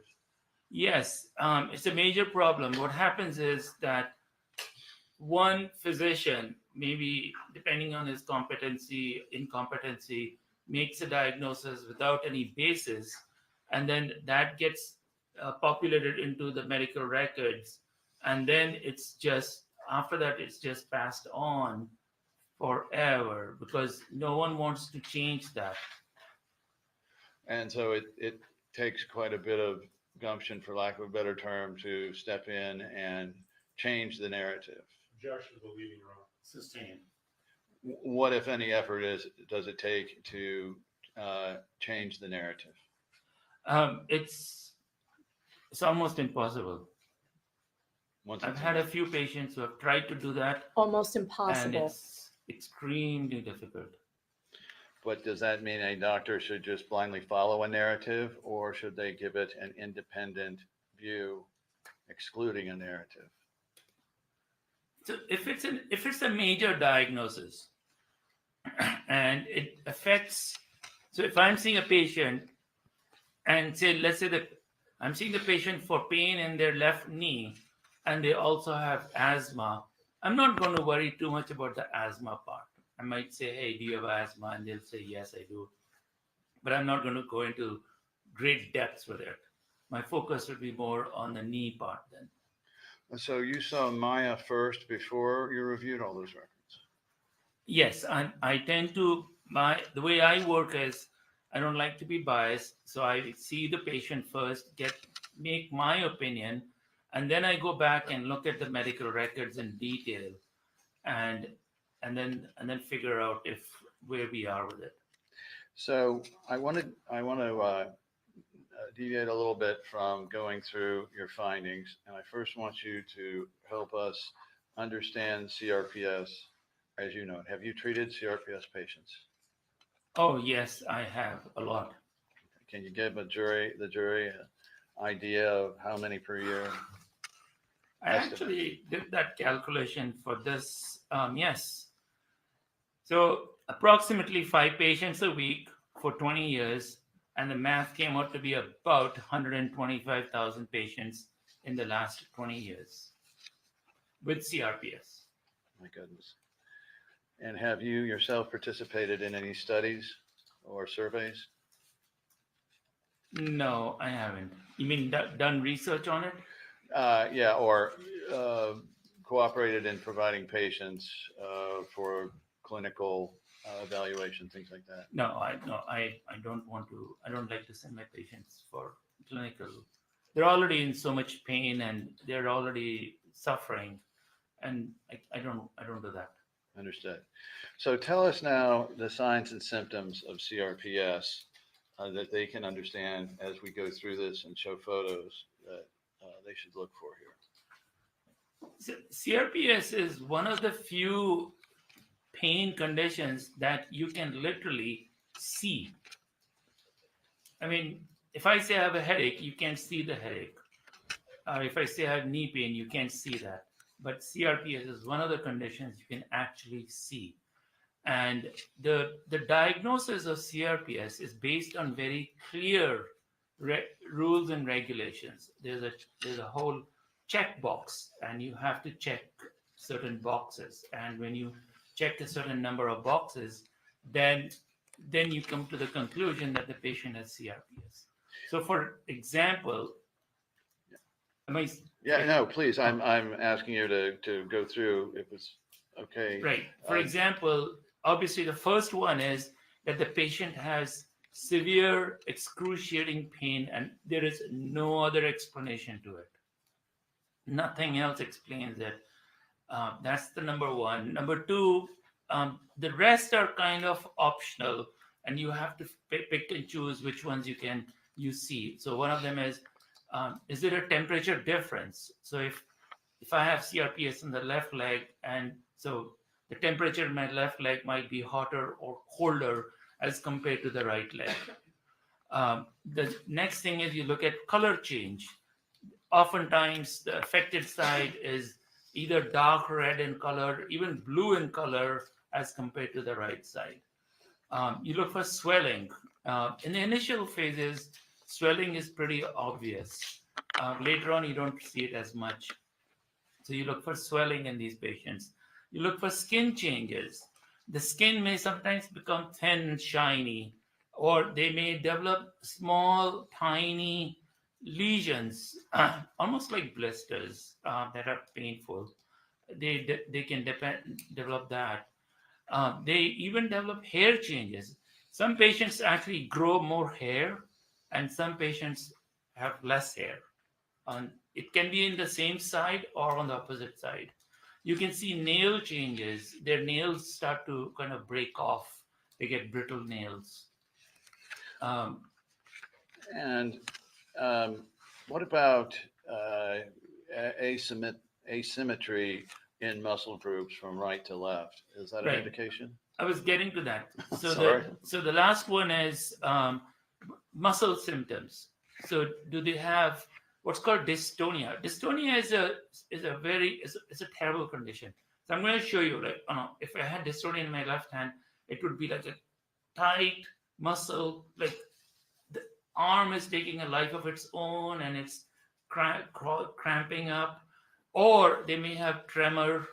So they may not have tremor when you don't do anything, but if you say touch them and then they start to have a tremor, they may have muscle weakness, they have muscle atrophy, the muscle starts to shrink. So there are many muscle symptoms that these patients can have. I want to, if you could, and I think I wanted you to explain what really happens in CRPS, the central. I want you to explain what we know so far about CRPS, Maybe how one it second. starts. Yes. I just have one other clarification on Go ahead, CRPS. please.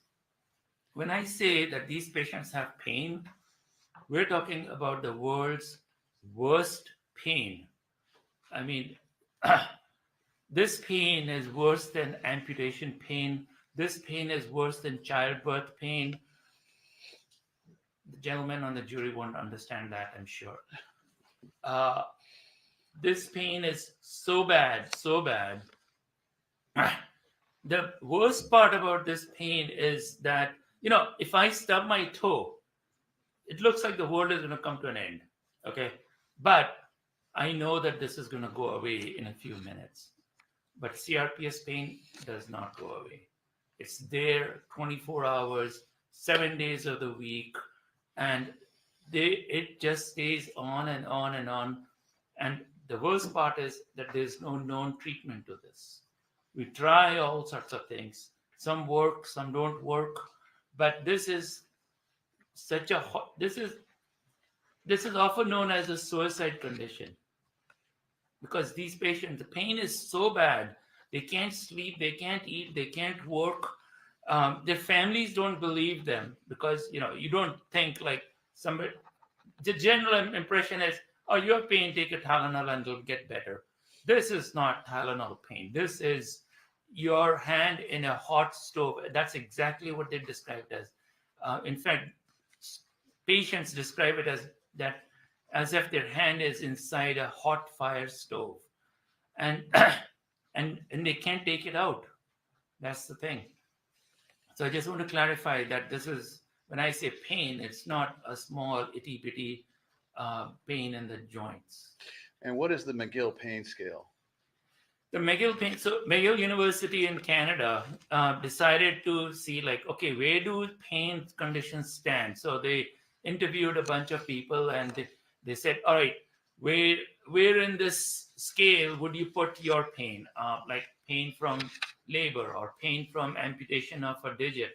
And so they drew a scale, and that scale, CRPS was from the CRPS was way above anybody else. It was way above amputation pain, cancer pain, or even labor pain. With your permission, Your Honor, I'd like to publish a photo of the McGill pain scale. Can you bring it up? The jury can see. Ta-da! So miracles of technology. What I'm seeing is what the jury's seeing. Yeah, the jury sees that. Okay, so if you go from the bottom, you can see tension, headache, sprain, and so on. As you go up, then you see non-terminal cancer, chronic back pain, and as you keep going up, prepared childbirth is number 32. And then you keep going up, and then you come to amputation of a digit is 39, and then so forth. And then finally, CRPS, often it was originally known as RSD, is rated as 46. So on a scale of 50, 0 to 50, CRPS is 46. Nothing is higher than that. It's such a terrible pain. Now with this, can you tell us from your experience whether any of your patients have had, not parents, patients, but any of your patients have had difficulties going through a number of doctors before they're diagnosed? Yes.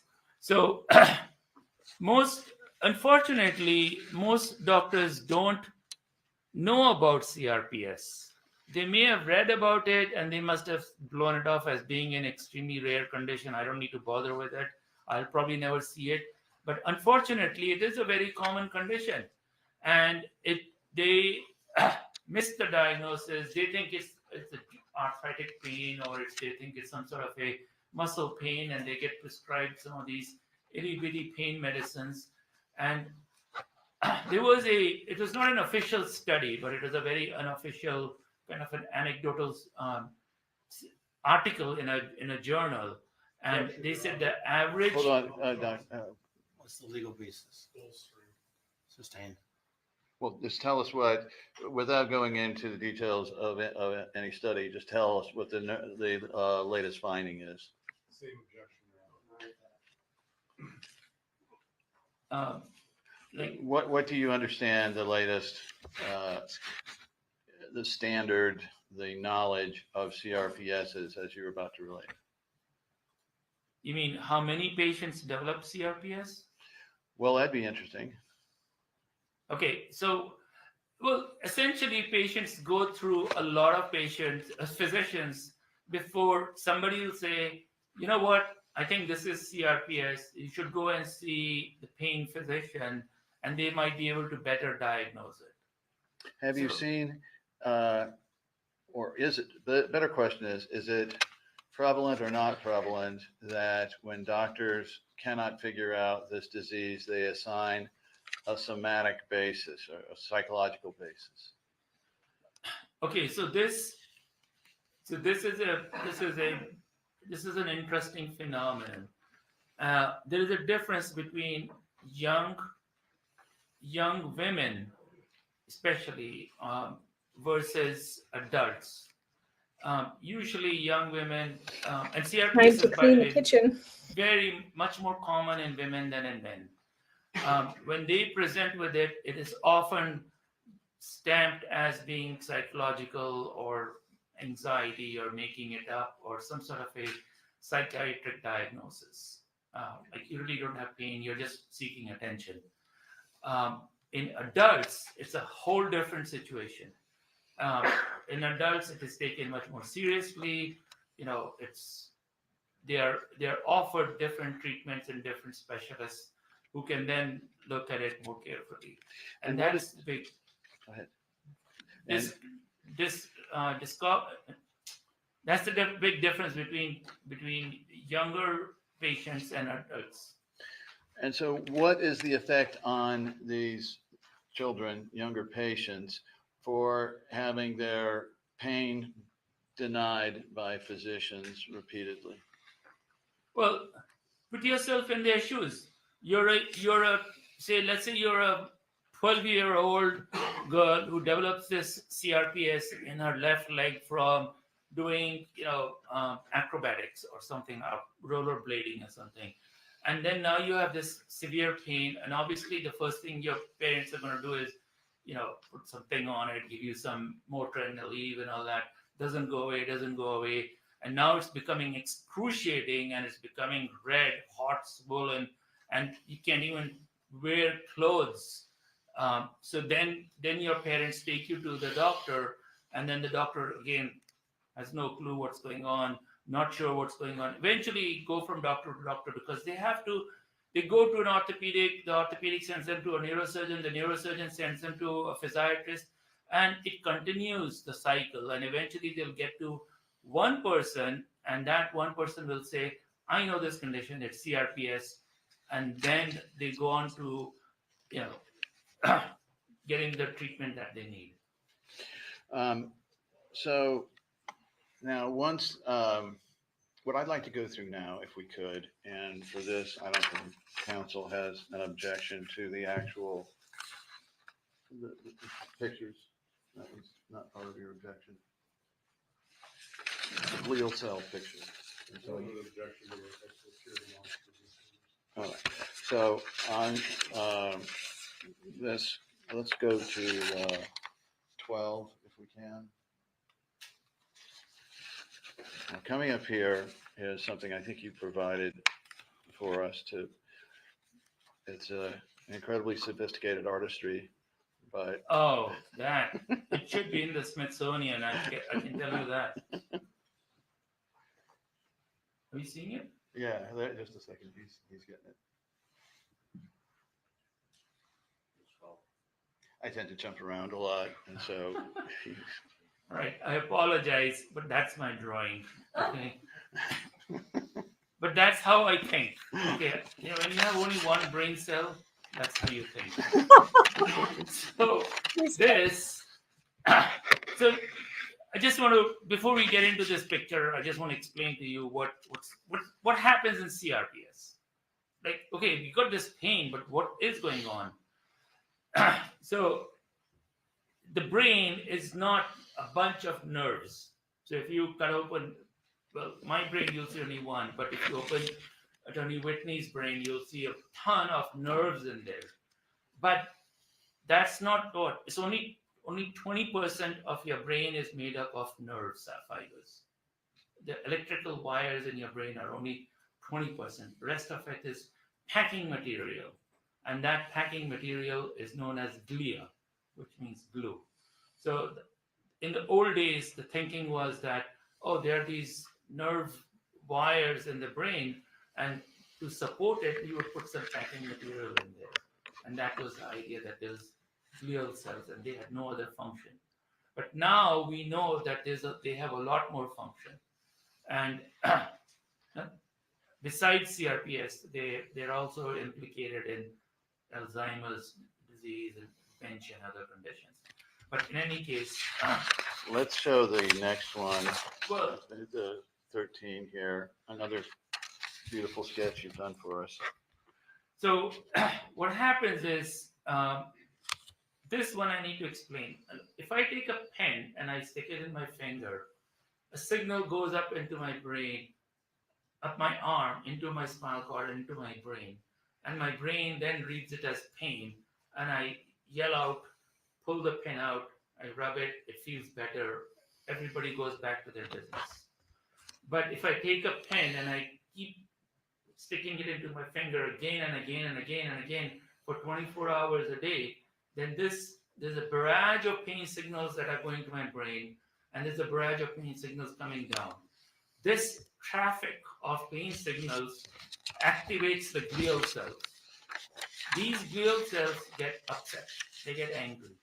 And when they get angry, we can let's show go to the 14. next slide. When they get angry, they release chemicals. These are called chemical inflammatory mediators, which means that they produce chemicals that cause the nerves. Because remember, these glial cells are around the nerves. These glial cells then, when they get angry or when they get inflamed, they then release chemicals that cause the nerves to get inflamed. Let's go with 15. Okay. So now the nerve is inflamed. And this is the basic mechanism by which a lot of chronic pain can be explained. But this is the basic mechanism behind which CRPS is explained. So what I'm trying to say is that CRPS pain, so if I have CRPS in my left leg, it doesn't live in my left leg, it lives in my brain. So you could essentially cut my left leg off, I would still feel the pain because the glial cells in my brain are still activated. Eventually, if you cut off my leg, eventually the glial cells are going to say, oh, we're getting no more signals, and then they calm down, but that's a different story. So the treatment for these glial cells to calm down is all treatments that we do are to make these glial cells calm down so that they're not as angry. Do we know why the glial cells get angry yet? We're not 100% sure why they get inflamed, but one of the theories is pain that comes on from CRPS. The repetitive pain signals going to the brain cause these glial cells to get inflamed. And can this process, the CRPS, glial cell aggravation, start in some patients from an emotional event? So once these glial cells are inflamed and you're in the process of treating them and they're starting to calm down, like not all of them calm down at the same time. Some calm down and some don't, and say 20% will calm down first. But if there's a triggering event, like let's say emotional stress or physical stress, then these glial cells go back to getting inflamed again. And so does that happen every time, or is that, again, kind of a hit or miss on whether it's going to happen? That's a difficult question to answer because there's a lot we don't know why this is happening. So it's, I mean, depending on the stress, okay, I have an exam coming up, the glial cells are probably not going to get activated. But if somebody came and punched me in the nose, then yeah, I guess the glial cells would get activated. If someone And steals through you the from your course of family, this, and we'll yeah. get back to the examination in a moment, but through the course of this, have you had the opportunity to review the Johns Hopkins records pertinent to this case? Yes. And can you explain to the jury in terms of this, uh, some of the cells being activated, some of the cells being not, the problem with interrupting a treatment process? So I have to go, in order for me to explain that, I have to go a bit outside the Johns Hopkins treatment paradigm. Go ahead. So in this case, she was getting her treatments. Okay, she was seeing doctors. The doctors were giving her drugs, and she was starting to, there's a whole algorithm. It's not just simply giving ketamine or some one drug and magically everything disappears. So she was slowly starting to get better and much more active. And then what happened was at the Johns Hopkins, all of this was suddenly stopped. And when it stopped midway. It stopped at a point where she was improving, everything was stopped, and the glial activation came back, her pain came back, and plus the stress, the emotional and the physical stress. Remember, one of the things I told you about CRPS was that this is pain to touch. So it's not as simple. Even the slightest touch causes pain.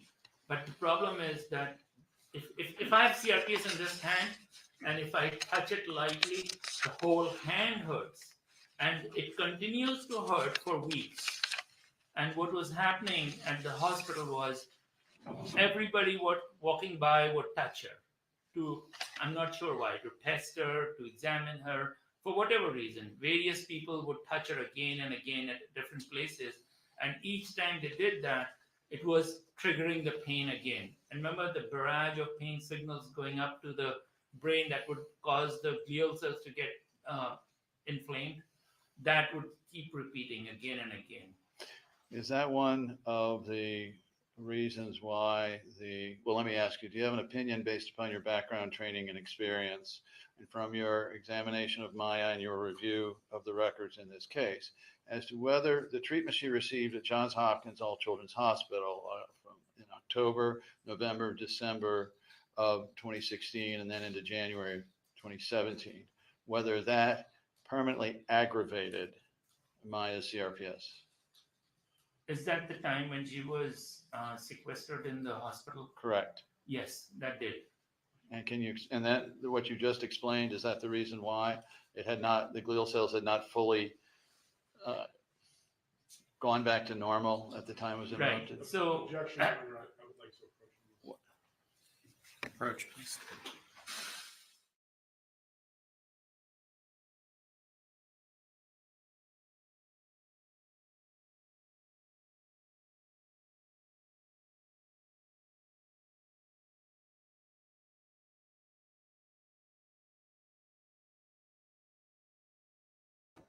I've decided to add the orange and yellow peppers that I had because I don't have as much of the soup as I want. And I'm going to roast some more garlic because I think it needs more garlic. But overall, it's really good. I like this doctor. His testimony is pretty devastating for the defense, isn't it? That they made her worse because they put her through emotional trauma. I think it's really interesting that he won an award for being a compassionate doctor, which is something that we are lacking so badly. We are lacking so badly compassion in medicine. Ever since COVID, everybody in the medical industry has just lost their patience, lost their ability to listen, and they know better than we do. And they're going to make sure you know that. And that's been my experience with the medical industry since COVID. And it's amazing to find someone like this doctor who listens to his patients, who wants to be that compassionate, understanding professional who has a professional opinion, but also is listening to his patient. Maya was not listened to by her doctors at all at Johns Hopkins. chat, I understand that you're saying it's been long before COVID, but COVID exacerbated it. COVID made it way worse because we were mandated to trust doctors. We were not given any other opportunity. We were not given any ability to say no. And that is a really bad formula for the medical industry because it gives them like a godlike complex that they then use against you like a weapon. And that's what Johns Hopkins did. Johns Hopkins did not listen to her parents. They did not listen to her. They didn't even call her physical therapist, as far as I know. Did they ever talk to the physical therapist and find out? Did they talk to Dr. Kirkpatrick? No, they didn't. They didn't talk to any of the treating physicians. They just cut them out of the equation totally and said they were wrong without listening, without hearing, without doing what this doctor did, which is, or Dr. Chopra, which was go over the records without bias, like looking at, he wanted to see the patient first, which I think is really interesting, so that he wasn't colored by, his opinion wasn't colored by what was in the record. Because like you said, once something is in the record, it's almost impossible to get it out. It's nearly impossible. Did you hear him? He said it's nearly impossible to get it out of the record once it's there. And I've seen that. I know that. Which is why you have to be so careful with medical diagnoses, etc. So far, his testimony, I think, has been devastating to the defense. And, you know, even if the doctors were wrong, let's say, okay, doctors can be wrong and Johns Hopkins made a mistake. They shouldn't also be maliciously lacking in compassion. It's one thing to be wrong. It's a totally different thing to ignore the patient telling you that it hurts her when people touch her, and yet you continue to send nurses in every hour to put a blood pressure cuff on her that hurts a person without CRPS. Sure, I'm going to overrule that objection. Totally different thing. Mr. Anderson, you might need to re-ask the question for the doctor. You didn't remember every single word of that? All right. Do you have an opinion based upon your background, training, and experience, and to a reasonable medical probability, based on your review of the records, which we'll get into in a moment, and your examination of Maya Kowalski, as to whether the interruption of her treatment process at Johns Hopkins aggravated this process and thus her CRPS? Yes, without a question. And can you tell the jury whether, I need to lay a predicate, are you aware of the psychological symptoms that Maya Kowalski suffered from at Johns Hopkins All Children's Hospital? I mean, I don't remember them off the top of my head, but I do remember reading about them. Okay. But it's not surprising if a 10-year-old girl with severe excruciating body-wide pain is segregated from her parents would develop psychological issues. And again, can an emotional situation like that trigger aggravation of CRPS in the future? Object to the same objection, Your Honor, and I'm happy to approach again if you want. I'm going to overrule the. What's the objection? That it's a hypothetical? Just to protect the record regarding future carrier. I understand. I'm overruling the objection. Overruled.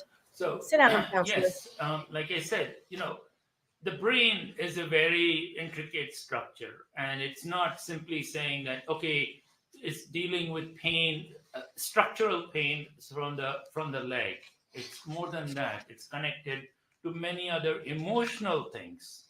You know, pain and emotion go much together, hand in hand. And so, you know, if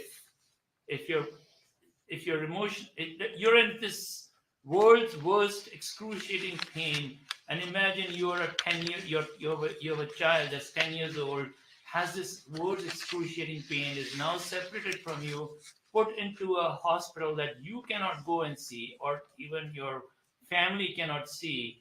The child is going to go through a lot of emotional stress, and that itself would trigger her pain.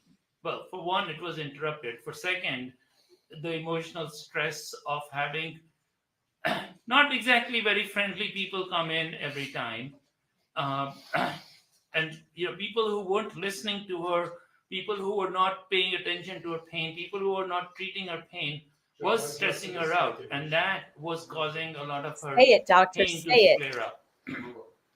The answer Say it. Let's get back to your examination. No bedside manner. And, Not listening. I believe with the court's Not permission, hearing you may her. refer to the document and evidence. You Totally report. unacceptable. Explain to the jury the results of your physical examination. And first, was this down here or was this up at Brown University or the Pain Center?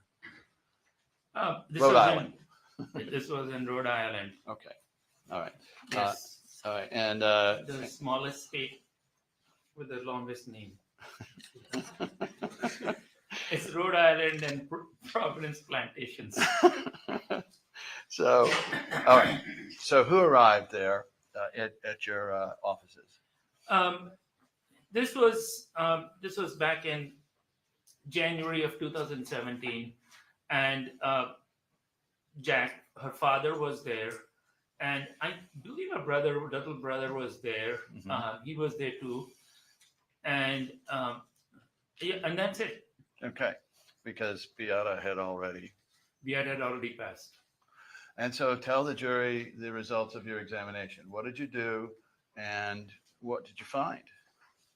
All right, so the whole exam took 5 hours and 22 minutes. Get ready for the 5 hours and 22 minutes of court time. I'm going to shorten that down. The first thing I did was I took a history. I asked her what was going on, and what was the problem and all that stuff. And then I started to examine her, and that's standard for any medicine. First, take a history and what treatments have been tried, what worked, what didn't work, and all that stuff. Then I did an exam directed towards her painful areas. And she described kind of a diffuse body-wide pain. And she reported pain to soft touch. And that's a classical symptom of CRPS. Soft touch meaning it's just the softest of touch causes a severe excruciating pain. Both her feet were internally rotated. So both the feet were turned in like that. And it was a constant pain that never goes down to 0 or 10. Okay, I'm going to continue. So Please do. I'm just trying to find a next exhibit. okay, so it's a constant pain. It never goes down to 0. That's another feature of CRPS we always ask is, does this pain ever go down to 0? And they'll always tell you no. In fact, their pain is always 10 out of 10. On a good day, on a very good, rare day, it will be 9 or 10. That's how severe this pain is. And then I asked her if it spontaneously shoots up. You're just watching TV, you're doing nothing, and it shoots up. And she said, yes, it does.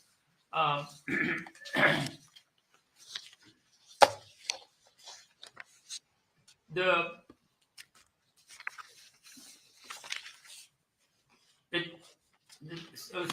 pain increases with any physical therapy. Whenever someone touches her leg, that is. She did notice, I'm sorry, I'm reading her history. You want my exam? I wanted to show the jury photo 2529-061 in evidence. It's a photo of Maya Kowalski. I'll just show you. Dated November 19th, 2015. Go ahead. May we show it? Display it. Is it in evidence? It is in evidence. Yes. All right. Now, I'll represent to you the record shows that at that date, Maya was undergoing her procedure in Mexico and that she was under general anesthetic.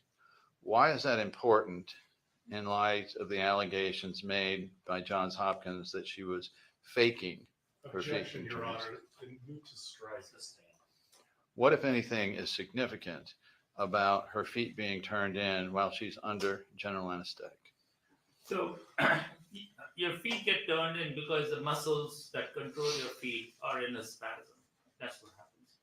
And And if someone is quote unquote faking it, then they wouldn't be doing it if they were under general anesthesia, because now they're not awake, they're asleep, and her muscles were still contracting. So she had no control over it and they were still contracted? That's correct. And that tells you what about it in terms of it being voluntary or involuntary? It's completely involuntary. Okay. Please continue on with your examination. Okay, so I apologize. My first part was not the exam. The exam part was, so she had diffuse pain to touch to both legs, and as well as the upper extremities. On the legs, the pain to touch extended from the front of her thigh to the side of the thigh and to the back of the thigh. So basically all around the thigh, extending over the knees. So even her knees had pain to touch. And then it went down to her lower legs, below the knees, up to the top of the feet. Then she had pain to touch to the front of the left shoulder, above the collarbone and below the collarbone, side of the shoulder, going down the arm, into the forearm, up to the hands, but she didn't have it in the hands. Is that significant? She didn't have pain to touch in her hands, but up to the wrist she had it. Then I checked her temperature. So I used one of those laser thingies, and I checked her temperature. The temperature to the left thigh, the left front of the thigh, was 87 degrees, and the right was 89 degrees. So there was a difference of 2 degrees. Is that important? That's significant, that amount of temperature change? Yes, according to the criteria, which is known as the Budapest criteria, a 1 degree difference is considered significant. Then I measured the temperature of her leg of the left leg below the knee, and that was 82 degrees, and on the right it was 83 degrees, a difference of 1 degree. The temperature to the left arm, so this is called the arm, it was, sorry, I didn't mean to, what I meant was that in medical terminology, this part is called arm, this is called forearm. In lay terms, of course, we call that the whole arm. But the upper arm was 92 degrees, and on the right side, it was 99 degrees. There's a whole 7 degrees difference. Left forearm was 92 degrees, right forearm was also 99 degrees. And this was all done without touching her. Because when you touch them, then they have pain, and then you don't get the right readings. So to be sure that she was, if someone is faking it, let's put it like that. Let's just say someone is pretending or faking it, and they say like, I have weakness in my leg. What we do is we measure the circumference of that leg or the arm, and see if the muscle has atrophied or the muscle has shrunk. So I took a tape and I measured her left thigh, and it was 11 inches. And the right thigh was 12 inches. So there's a whole 1 inch difference between her left thigh and her right thigh. I measured the left lower leg, and it was 8 inches. Whereas the right lower leg was 9 inches, so a 1 inch difference. The color change between the two sides was not very obvious. It was mild, it wasn't like glaring. And that color change happens when they're in an acute flare-up. So if I had touched her and I had aggravated her pain, the color change becomes more obvious, which I had not done, obviously. Let me show you a photo. See if I've got it here of my yes, here it is, the knee. And do we have the one? Can you find the ones with the hand? Her hand was up. Okay, I'll find it. This is in evidence as trial exhibit 2604-021, and the date of this is January 6th, 2017. Still at Johns Hopkins. May I approach, Your Honor? You may. Or actually, can we just put this up? I keep forgetting I'm old school. Okay, what's significant about the knees here? So you can see how her knees are different colored. In fact, the left knee is a little darker than the right, but they're pretty much the same. And this is a kind of a significant change, but if you aggravate the pain, this change becomes far more significant, far more prominent. Talk to us about lesions. Well, let me just finish my exam and then I can go on to the lesions. I apologize, doctor. Sorry. And both her feet, as you all saw, both her feet were internally rotated. Now I wanted to see. Oh, I found it. Sorry. It's 2604-014. Sorry, doctor. I keep interrupting. I know. Direct you to the hands here. $1 charge for every time you interrupt me. So the legs were in. Time to make some money, right? So her legs were internally rotated. Okay. And I looked at why they were internally rotated. I tried to straighten them out. They straightened them out and then they rotated back in. And I could feel the muscles were in a tight spasm. This is another photograph from this day, which we will discuss later, of Maya being photographed. What, if any, significance is there to the hand? You can see that how her hands turned dark red in color. It would have been nice if he had both hands, but you can see. I'm looking for it. I'll do my best. And I'll represent to you it was on both once I can find it. There's a dollar for interrupting me again. She did have skin lesions. Now, in CRPS, one of the things they have, I told you skin changes, right? One of the things they have is they have these, it could be anything from a small dot to a big balloon-like blister to a long line skin lesions. And the difference between this CRPS skin lesion and any other skin lesion is that this skin lesion is not itchy. The CRPS skin lesion does not itch, but it is excruciatingly painful. If you have a skin lesion from something else, like you bumped your leg against something or whatever, that would be more itchy, but not as painful. The one from the CRPS skin lesions are not itchy, but very painful. All right. So, and these lesions can appear different parts of the body. Yes, they can appear anywhere. They don't have to be on the affected area. As one of the significant things here about them that it takes quite a while to heal. Yeah.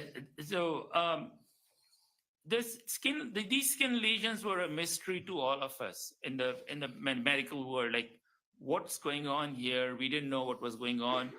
So they actually from some of the patients who had big blisters, they actually took some fluid out of there and they examined it, and turned out to be that there was inflammatory fluid there. And so we knew that this was part of the inflammation from CRPS. Let me show you, and with the court's permission, they are in evidence. Trial exhibit 2571-030 and 2571-053. And I'll represent to you that one is a picture of Maya's forehead and hands on Christmas Eve, 2016, December 24th. And the other one of just her forehead is on January 5th, 2017. And if my math is correct, that's a difference of what, 11 days, 12 days.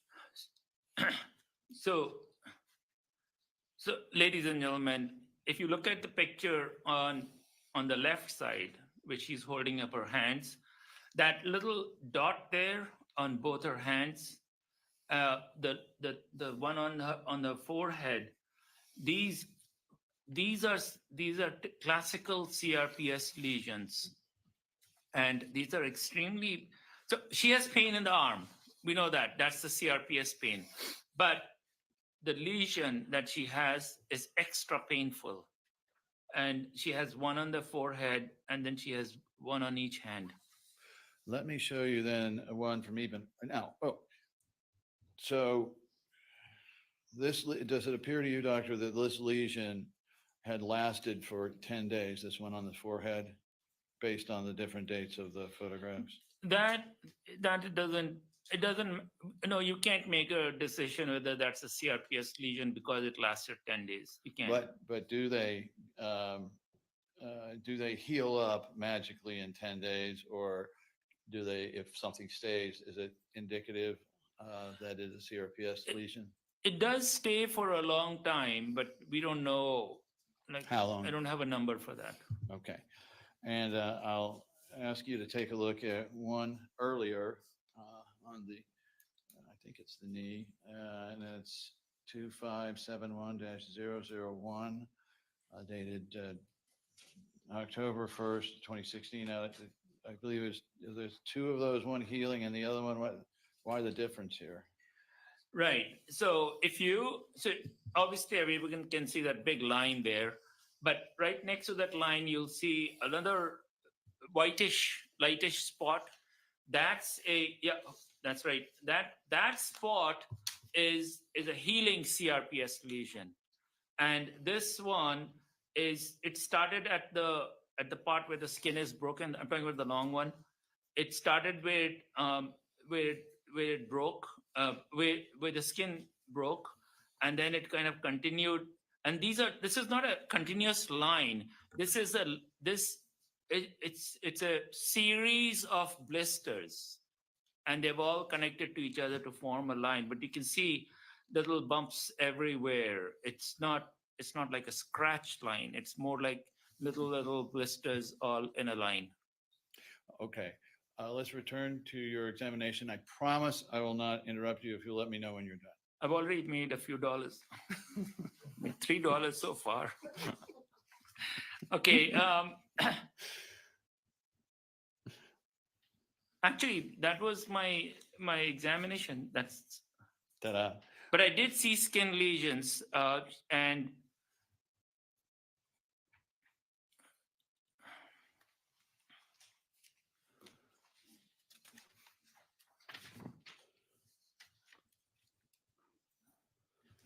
so she had multiple skin lesions, and they were, and I asked her, were they itchy? And she said, no, they weren't itchy. I asked her permission if I could touch one of them, and she said, please don't touch too hard. And then okay, fine. I just touched it very lightly, and it was painful.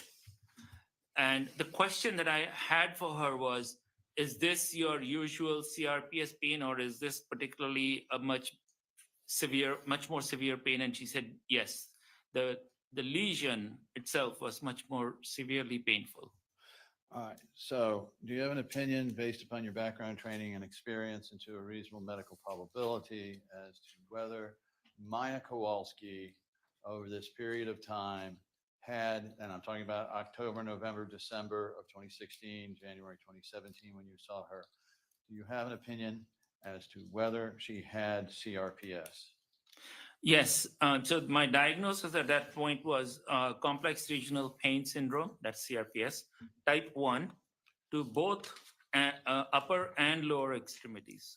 Okay. So then, having done the examination, did you review this tall stack of medical records? Yes, I did. Starting from, I believe, 2010. And I went all the way to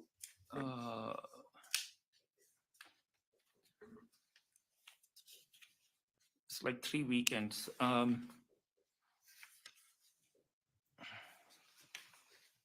Approximately 2017.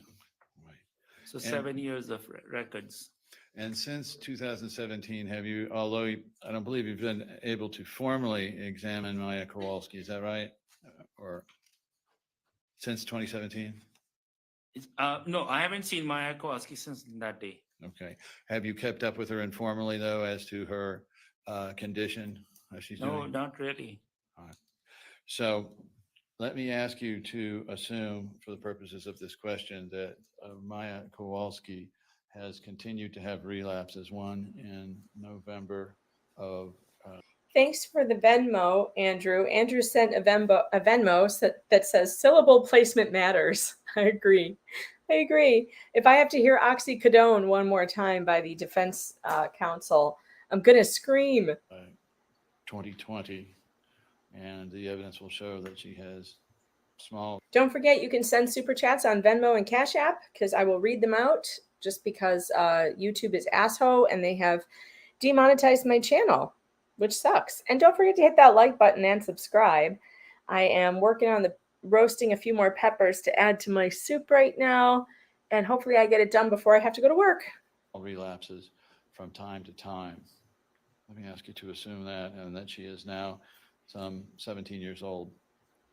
Do you have an opinion based upon your background, training, and experience, and to a reasonable medical probability, and based on those assumptions, as to whether Maya's aggravation is a permanent condition? Objection, same objection. I'm just asking for permanency on a hypothetical. I think we need to approach on that one.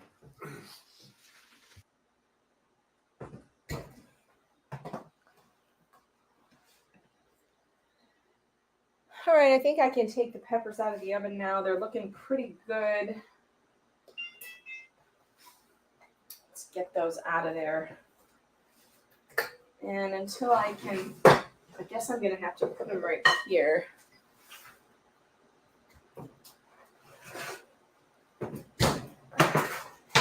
All right, and I got some extra garlic that I roasted here, some elephant garlic as well. So I'm going to put this all into a glass bowl and then cover it with plastic, which will help the steaming process loosen the skins. And then they'll cool off, and I'll be able to peel them and make the screen bigger while they're on their sidebar. And I'll be able to peel them and seed them. So I just decided I needed more peppers, so I used the yellow and more garlic. Oh, look at this. It's so mushy and delicious looking.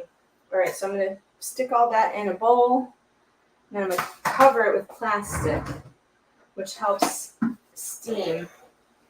And it continues to kind of cook and loosen up all that skin.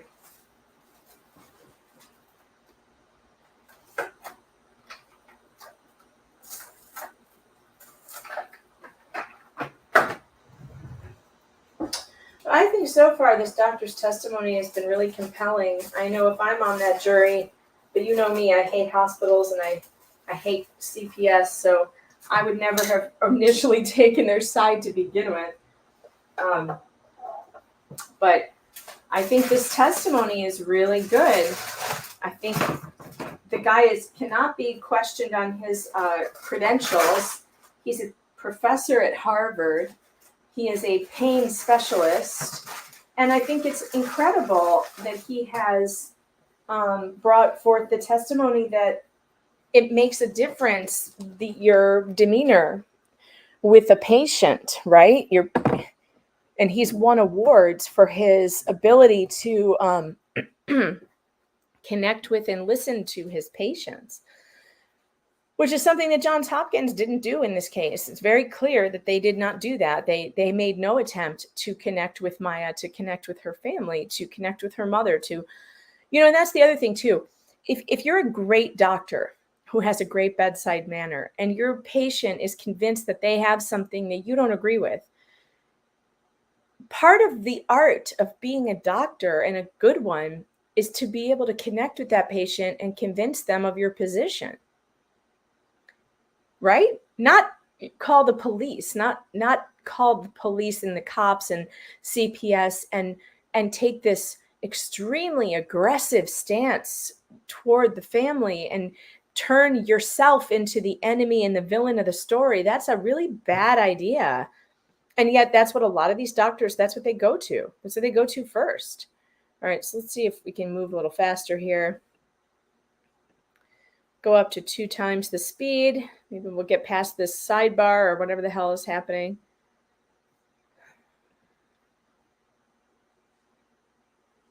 Again, remember, hit that like button and subscribe. I appreciate your subscription both on Rumble and YouTube and locals. Go to meganfox.locals.com. We're doing so much fun. We do a lot of cooking there, different cooking streams and laundry streams and watching documentaries together, etc. All right, here we go. To a reasonable medical certainty, is CRPS a permanent condition? Yes, in almost most cases. When I say that, I mean almost 90% of cases, it is a permanent condition. And in your clinical experience, are patients who have had this type of aggravation where the glial cell recovery has been interrupted, does that increase the likelihood that the condition will be permanent? Same objection. Overruled on that one. So, it's like any other wound. The wound, I have let's say I have a nasty wound on my hand and it eventually heals and closes up. But then if while it's closing up, while it's healing up, I go and, hit it again. It opens up, the whole process again starts to heal up, and then I hit it again, and then it starts to, and that's exactly what happens in CRPS is if you repeatedly aggravate the pain, whichever way, physically or mentally, if you aggravate the pain, the brain changes that happen go back to the same thing. The cells getting inflamed and the nerves getting inflamed goes back to it. All right. Do you have an opinion based upon your background training and experience and to a reasonable medical probability from your review of this case as to whether those physicians at Johns Hopkins All Children's Hospital in October of 2016 deviated from the accepted standard of care by failing to diagnose and subsequently then questioning whether Maya Kowalski had CRPS? Objection, and just a very brief approach on this. There's an order on that. I'm going to overrule the objection. No need to approach. Okay. You can testify. Go ahead. Okay. Yeah. Okay. So what happened is, you have to imagine this thing. This is not something that's written and you just read it. Okay. You have to imagine what's happening. Here you have a 10-year-old girl who has this horrible, excruciating, body-wide burning pain. She's got these skin lesions and, which is a big deal for a 10-year-old girl. And now you're also isolated from your loved ones. And you have people coming and seeing you every day, all day long, people who are not friendly. Your Honor, this is non-responsive to the question. I'm joking. I think it's a predicate. Overruled. You can continue your answer. These people are they're not there to help her. They're not trying to help her. They're trying to actually question that if she really has been.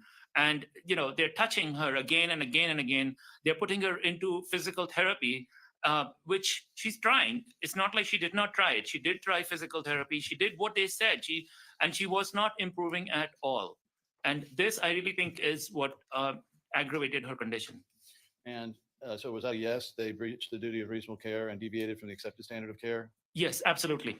All right. And we actually have a short video we Wow, discussed absolutely, at yes. 2703-D That's something. From October 20th, 2016. Judge, may I publish this? It's short. It's, I don't know, it's only about 30 seconds, not even that.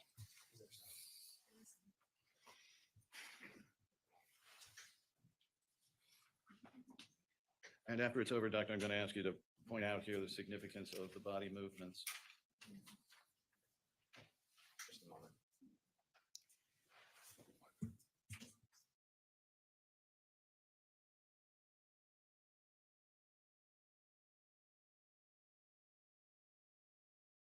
Approach on this. Approach.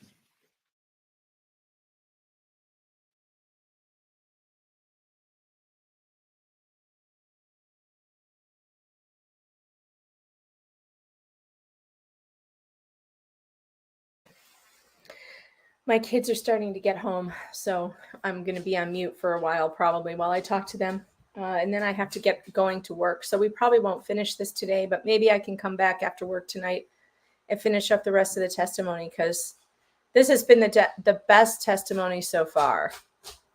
Archie Ruckus, you're so excited. He's so excited because the kids are coming home, so he's dancing around the house.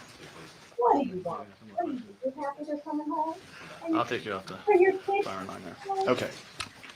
We're going to come back as soon as the technicals get that rolling. He's All right. So running around. let's talk a little bit about ketamine. Go.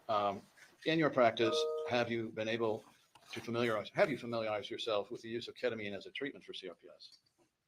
Yes, I'm very familiar with the use of ketamine for the last 30 years because this is something that we use in the operating room, in the intensive care unit, emergency rooms.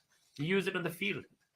Can you tell us some instances, by way of foundation predicate here, of instances where you have made a decision to use ketamine as the drug of choice, and any emergency situations that can perhaps explain to the jury the safety of the drug? Ketamine is probably one of the most safe, I'm sorry, wrong English. It's probably the safest drug that you can use under any circumstances. So as we speak right now, first responders all have ketamine with them. When they have a patient with an acute injury, or when they have a patient with asthma, it works on asthma. A patient with severe asthma, all they do is they shoot some ketamine and it improves. They shoot some ketamine and the fracture site can be stabilized. It helps their pain. If they're bleeding out, it helps with shock. Now, I mean, I've worked in the operating rooms. Obviously, I've used ketamine a lot. I've worked in the ICU where we used ketamine for patients who had severe asthma. I mean, this asthma was so severe that there was no air moving in and out. And there was no question that giving them the steroid would make a big difference. We would give them ketamine, their airway would open up instantly. There was one incident I really want to share to you how safe this drug is. It was a while ago. I was back in India. I was on call. I can say that story. Yes, you can tell the story. I was on call at a hospital, to the teaching hospital. I was on call that night. It was on midnight. I object to the narrative on this one. This is about this is just a predicate and the use of ketamine, his experience. You can, yeah, you can talk. Okay. We get a call and there was a train accident. Two trains, an up train and the down train with passengers in it had a head-on collision. So they had a head-on collision. When I got there, the trains were looking up like that. There was twisted steel everywhere. There were passengers that were trapped under like tons of steel. There was no way that we could remove all that steel with jaws of life or anything like that. And even if we did, they would have died from bleeding, but then and there. We were giving these passengers ketamine injections right there. We had no access to the patient. We had no access to their airway. But because ketamine increases your breathing, increases your blood pressure, we would give them ketamine. It would take them out of their shock. The surgeon could do an amputation and remove them. And I think that night, just from ketamine, we must have saved about 300 or 400 lives. And these are patients we could barely see or know anything about it. Ketamine, it would take care of the shock, it would take care of their breathing, and it would take care of their pain. I found out that 2703D, the photo during the video, well, let's just go ahead and play it, and I'd like you to pay close attention to the body movements here, doctor.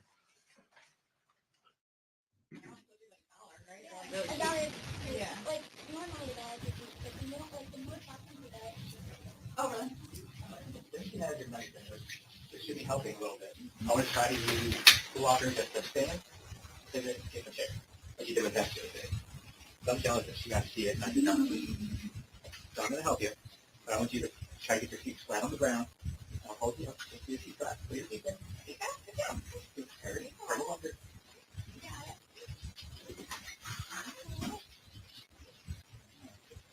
Better than yesterday.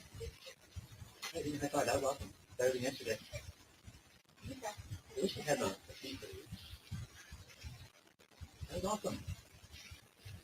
Great job. Just a little bit, because it's not. Okay.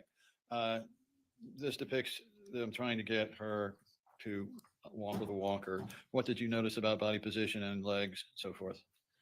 So she has no motor strength to both her legs. I mean, she's trying to stand, and she actually tried 2 or 3 times to try and stand, and each time her knees buckled, and she had no motor strength at all. Were you able to hear her moans in the background? Yes, she was. It appeared to you that she was in pain. Did it appear to you? Yes. That she was... I'm sorry. Yes, I was looking at the video. Yes, she was. Absolutely, she was in pain. Okay, let's get back now to ketamine and let's talk a little bit. We've established that it is a safe drug. And by the way, in your 30 years of practice or more, how long have you been practicing? Well, I've been a doctor for about 30 years now. Okay, to the best of your knowledge, Has any patient ever died from the medical administration of ketamine? Never. Has anyone, a patient, suffered a permanent injury from the medical administration of ketamine? Never.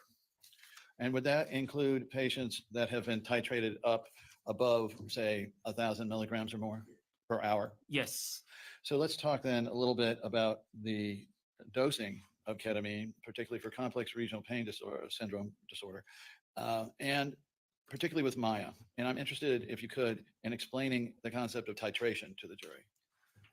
So the concept of titration works in pain medicine. It works. The way we do that is, say somebody comes to me and has pain in their hip. They have pain in their hip, and we've tried everything, nothing's working. We give them a small 1 pill of a pain medicine, okay, and we try to see the response to it. And if the patient comes back and says, "Hey, doc, it helped for some time, only for a couple of hours, but I still have pain for the rest of the day," we increase it to 2 pills a day. And the same thing when the patient comes back and they've had some good response, but not a fully. We are looking for function. We're not looking for zero pain. That's in pain medicine. Even in medicine, we don't look for zero pain. We look for functional. And so he's somewhat functional, but not enough. So we go up by another dose, and so forth. We go up very slowly, step by step. It's the same principle used in seizures also. You start at a very small dose, and it's called start low, go slow. You start at a small dose and you slowly titrate up. And in pain medicine, we do the same thing because we don't know how much you're going to take. I might give you a tablet for your head, a Tylenol for your headache, and it'll go away. I might need 4. Actually, I might need 4 right now, but it might. It might. I'm sure. He is so funny. Oh my God. It might. So we don't know, and so the way we do it is because we don't know. I'm not going to give somebody I'm not going to give them 4 tablets of Tylenol and say, "Hey, take this." I'm going to give them 1, and if they're not happy with it, I'll give them another one and another one till they get to a point like, okay, now I can tolerate listening to testimony from me. Is that known as a therapeutic dose? Yes, it's the therapeutic dose for that patient. All right.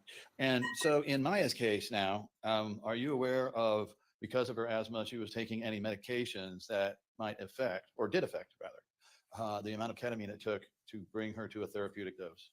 All right, so I got this question I have to answer with a little bit of science in it, in that any drug that we take is destroyed by a chemical in our body called enzyme. So there are enzymes in my body that destroy any chemical. For example, if I take a Tylenol, there is an enzyme that burns up the Tylenol. And the reason is to protect me because, if I take one Tylenol, it'll continue to exist for the rest of my life. So that not to avoid that happening, there are enzymes that destroy it, and then it's thrown out by the kidneys or the stool. In Maya's case, she was on massive, that's a whole different subject to talk about, but she was on massive doses of steroids for her asthma. And those steroids were revving up one of these enzymes called, which really hard for me to remember, it's called the CP2D6. And what it does is is that otherwise known as P450? P450, it revs up that enzyme. Now, this is the same enzyme that also destroys ketamine. So now you're actually burning up the ketamine faster because she's on the steroid. The steroid revs up this enzyme, and this enzyme, by the way, also destroys ketamine. And so she's burning up the ketamine. And so her requirement for ketamine kept increasing. And that's one of the reasons. So do you have an opinion based upon your background, training, and experience to a reasonable medical probability as to whether the ER docs that first saw Maya in October of 2016, including Dr. Farhan Malik, Dr. Beatrice Tepa-Sanchez, deviated from the accepted standard of care by not researching more fully and confirming any reasons why Maya would be taking larger doses than they expect? Renew the objection. Mr. Court Reporter, may I have that question right back, please?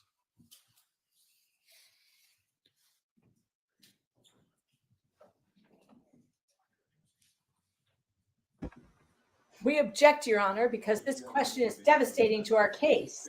Your reasonable medical probability as to whether the ER doc first saw Maya in October 16, including Dr. Farhan Malik, Dr. Beatrice Tepa-Sanchez. Deviated from the accepted standard of care by not researching more fully and confirming any reasons why Maya would be taking larger doses than they expect. I'm going to overrule the objection. The witness may answer. Nice. Thank you, Judge. They deviated from because this is something standard. They are the ones who are giving her massive dose of steroid, and they should know what the side effects of these steroids are in respect to ketamine. Yep. In They fact, should from your know. review of the records at Johns Hopkins, at least for Damn. a period of time Burn. initially, did they maintain her on those steroids? You know, if you don't know, it's okay. I don't know. I don't remember. There's a lot going on in this case. All right. So did it come to your attention that in this particular admission on October 7th of 2016, whether immediately thereafter they put Maya right back on ketamine at Johns Hopkins Hospital? No, they, as far as I recall, they did not start her on ketamine right away. Well, actually, we know they didn't keep her on ketamine, but in the first day or two. I'll show you the records. How about that? Okay. It might be a little easier. All right. Now, in terms of treatment of CRPS in the future, what is your opinion about what somebody who has had CRPS diagnosed and then aggravated, what can they expect in the future to a reasonable medical probability? Same objection. I don't know. I'm going to overrule that objection. So if someone has had CRPS, I tell them, and we all tell them, that this is a lifelong condition. In fact, it is so surgeons will refuse to operate on a patient once they find out that the patient has had CRPS ever in their life. That's how scary this is. Is it listed as one of the 11? I'm going to owe you another $1. One of the 11 essential drugs of the World Health Organization? Yes, it is. Please continue. I'll pay your So the World Health Organization has a list of essential drugs that every country must have, and ketamine is one of them. So please continue. Yeah, you need to put $1 in the tip jar. Yeah, I know. So only by the end. He's so funny. So CRPS is a lifelong condition. Okay. Now let's say we've done the treatment, we've done everything, and the patient is doing better. Okay. Now better means more good days than bad days. That's better in their lives. And so they still have to be extremely careful of aggravating it. They cannot afford to have any injury. They cannot afford to have a lot of stress in their lives. If they ever go in for surgery, then they have to take extra special precautions. Naturally, one of the precautions is that the anesthesiologist has to give them ketamine during the surgery, after the surgery, and continue into the post-operative period, because that's the only drug that works on this. Most surgeons will refuse to do surgery if the patient has a history of CRPS. That's how severe this is considered in the medical world. So does that prevent, in many instances, the patient from getting the appropriate treatment in the event of an accident or something like that? Well, in the event of an accident, of course, they have to do what they have to do. But if Maya were to have a surgery that is kind of maybe optional, let's say she has a bone that hasn't healed well and has to be straightened out, the surgeon won't do it. Now, I have to ask these questions in follow-up to the two questions about the deviations from the accepted standard of care, just to be safe here, Doctor. Do you have an opinion based upon your background, training, and experience, and to a reasonable medical probability, whether the two deviations that you've testified to here in court caused or contributed to permanent injury to Maya Kowalski? Yes, absolutely. Overruled. The answer stands. The judge isn't taking any shit from the other side on this. He's overruled every objection and let him testify, which is great because he's the I know what I wanted to ask. Is ketamine now used to treat depression and other psychological illnesses? Yes, ketamine has now been approved. The best news about ketamine now is that it has been approved for treatment of what's called treatment-resistant depression. So these people have such severe depression that drugs are not working anymore. The normal antidepressants are not working anymore, and they get ketamine, nasal spray, or some centers will do IV ketamine. The FDA has also approved ketamine for treatment of CRPS since 2019. So in the event that someone, for instance, Maya, there's testimony that she's diagnosed with a permanent psychological injury, would the ketamine be of use to her in the future? Objection, relevance and scope. Tie together later based on further expert testimony of psychological conditions. What's your approach on that one? I don't know what's with my camera, but it doesn't want to stay at the angle I want it to stay at. It keeps falling down. Quit falling. There. All right, now I got to blend this up. It's going to need some more salt. I'm going to get my little hand blender back out. I love this doctor. God, he's amazing, huh? All right, then I've got to go to work. I have to leave here in about 20 minutes. So let me see if I can fast forward through some of this so we can get going here. Obviously, we're not going to make it all through his testimony, but I'll come back later and we will. You have an opinion based upon your background training. First, are you aware that Johns Hopkins All Children's Hospital during this period refused after the first couple of days, refused to allow Maya to have ketamine to help her get through this? Are you aware of that? Yes, I am. Do you have an opinion based upon your background training and experience and to a reasonable medical probability as to whether refusing to allow a patient, Maya Kowalski in this instance, access to the most successful drugs to treat her condition is a deviation from the accepted standard of care, breach of the duty of reasonable care? Yes. And is it your opinion to a reasonable medical probability and based upon your background training and experience as to whether those deviations caused or contributed to injury, permanent injury to Maya Kowalski? Renew the objection. Overruled. You can answer. Yes, absolutely. One moment.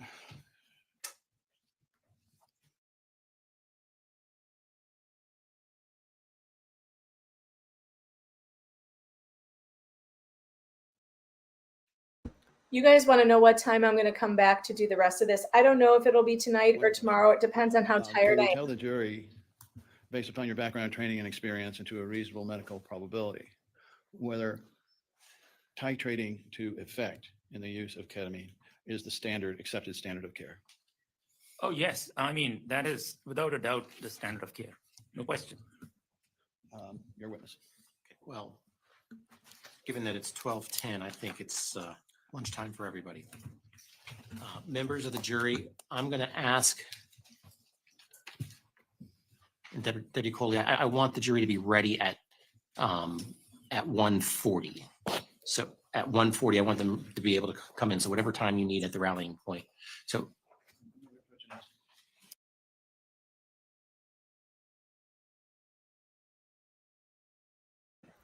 Okay, this is a good time for me to stop because I do have to get going to work.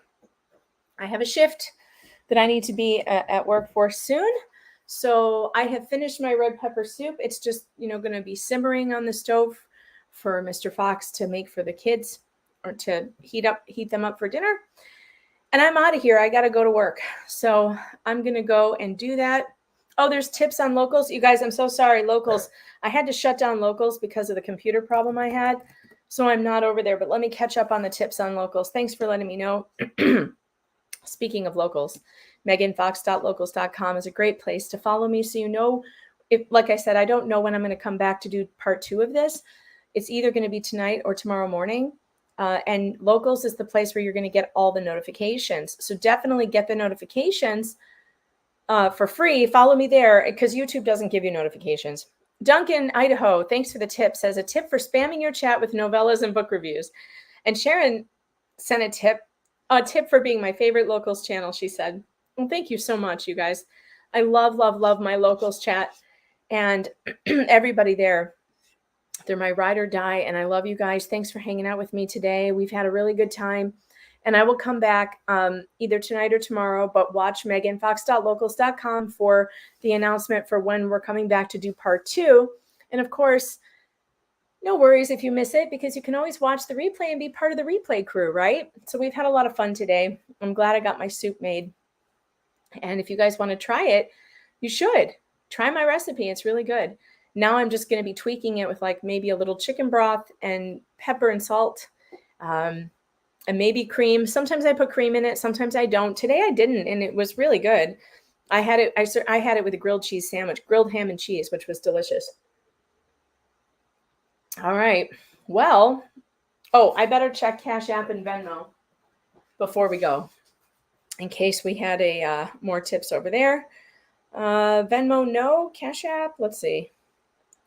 How we doing on Cash App? Nope, none there. Okay, I will see you guys at a later time. Have a lot of fun today. Whatever you're doing, do it with gusto. And I'll see you again real soon. What should I leave you with today? Oh, I know. Since we're watching a trial, we have not ended with my good friend Gadfly's music in a while. So let's play Objection Hearsay, shall we? Because that's a fun one.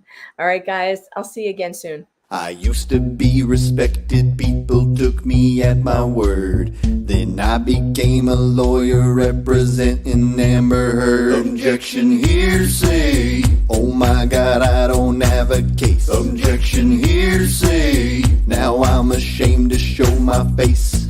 Well, I'm a famous movie star, yeah, life is always fine. I sit down at my penthouse drinking mega pints of wine. Objection hearsay, I don't know why we ever wed. Objection hearsay, who the hell poops in someone's bed? I object to everything, I may have an infection. Cause I say I object, the judge says that was your own question. Objection hearsay, court isn't supposed to be this hard. Objection hearsay, how did I ever pass the bar? Well, just one final question, sir, and this one has been prepped.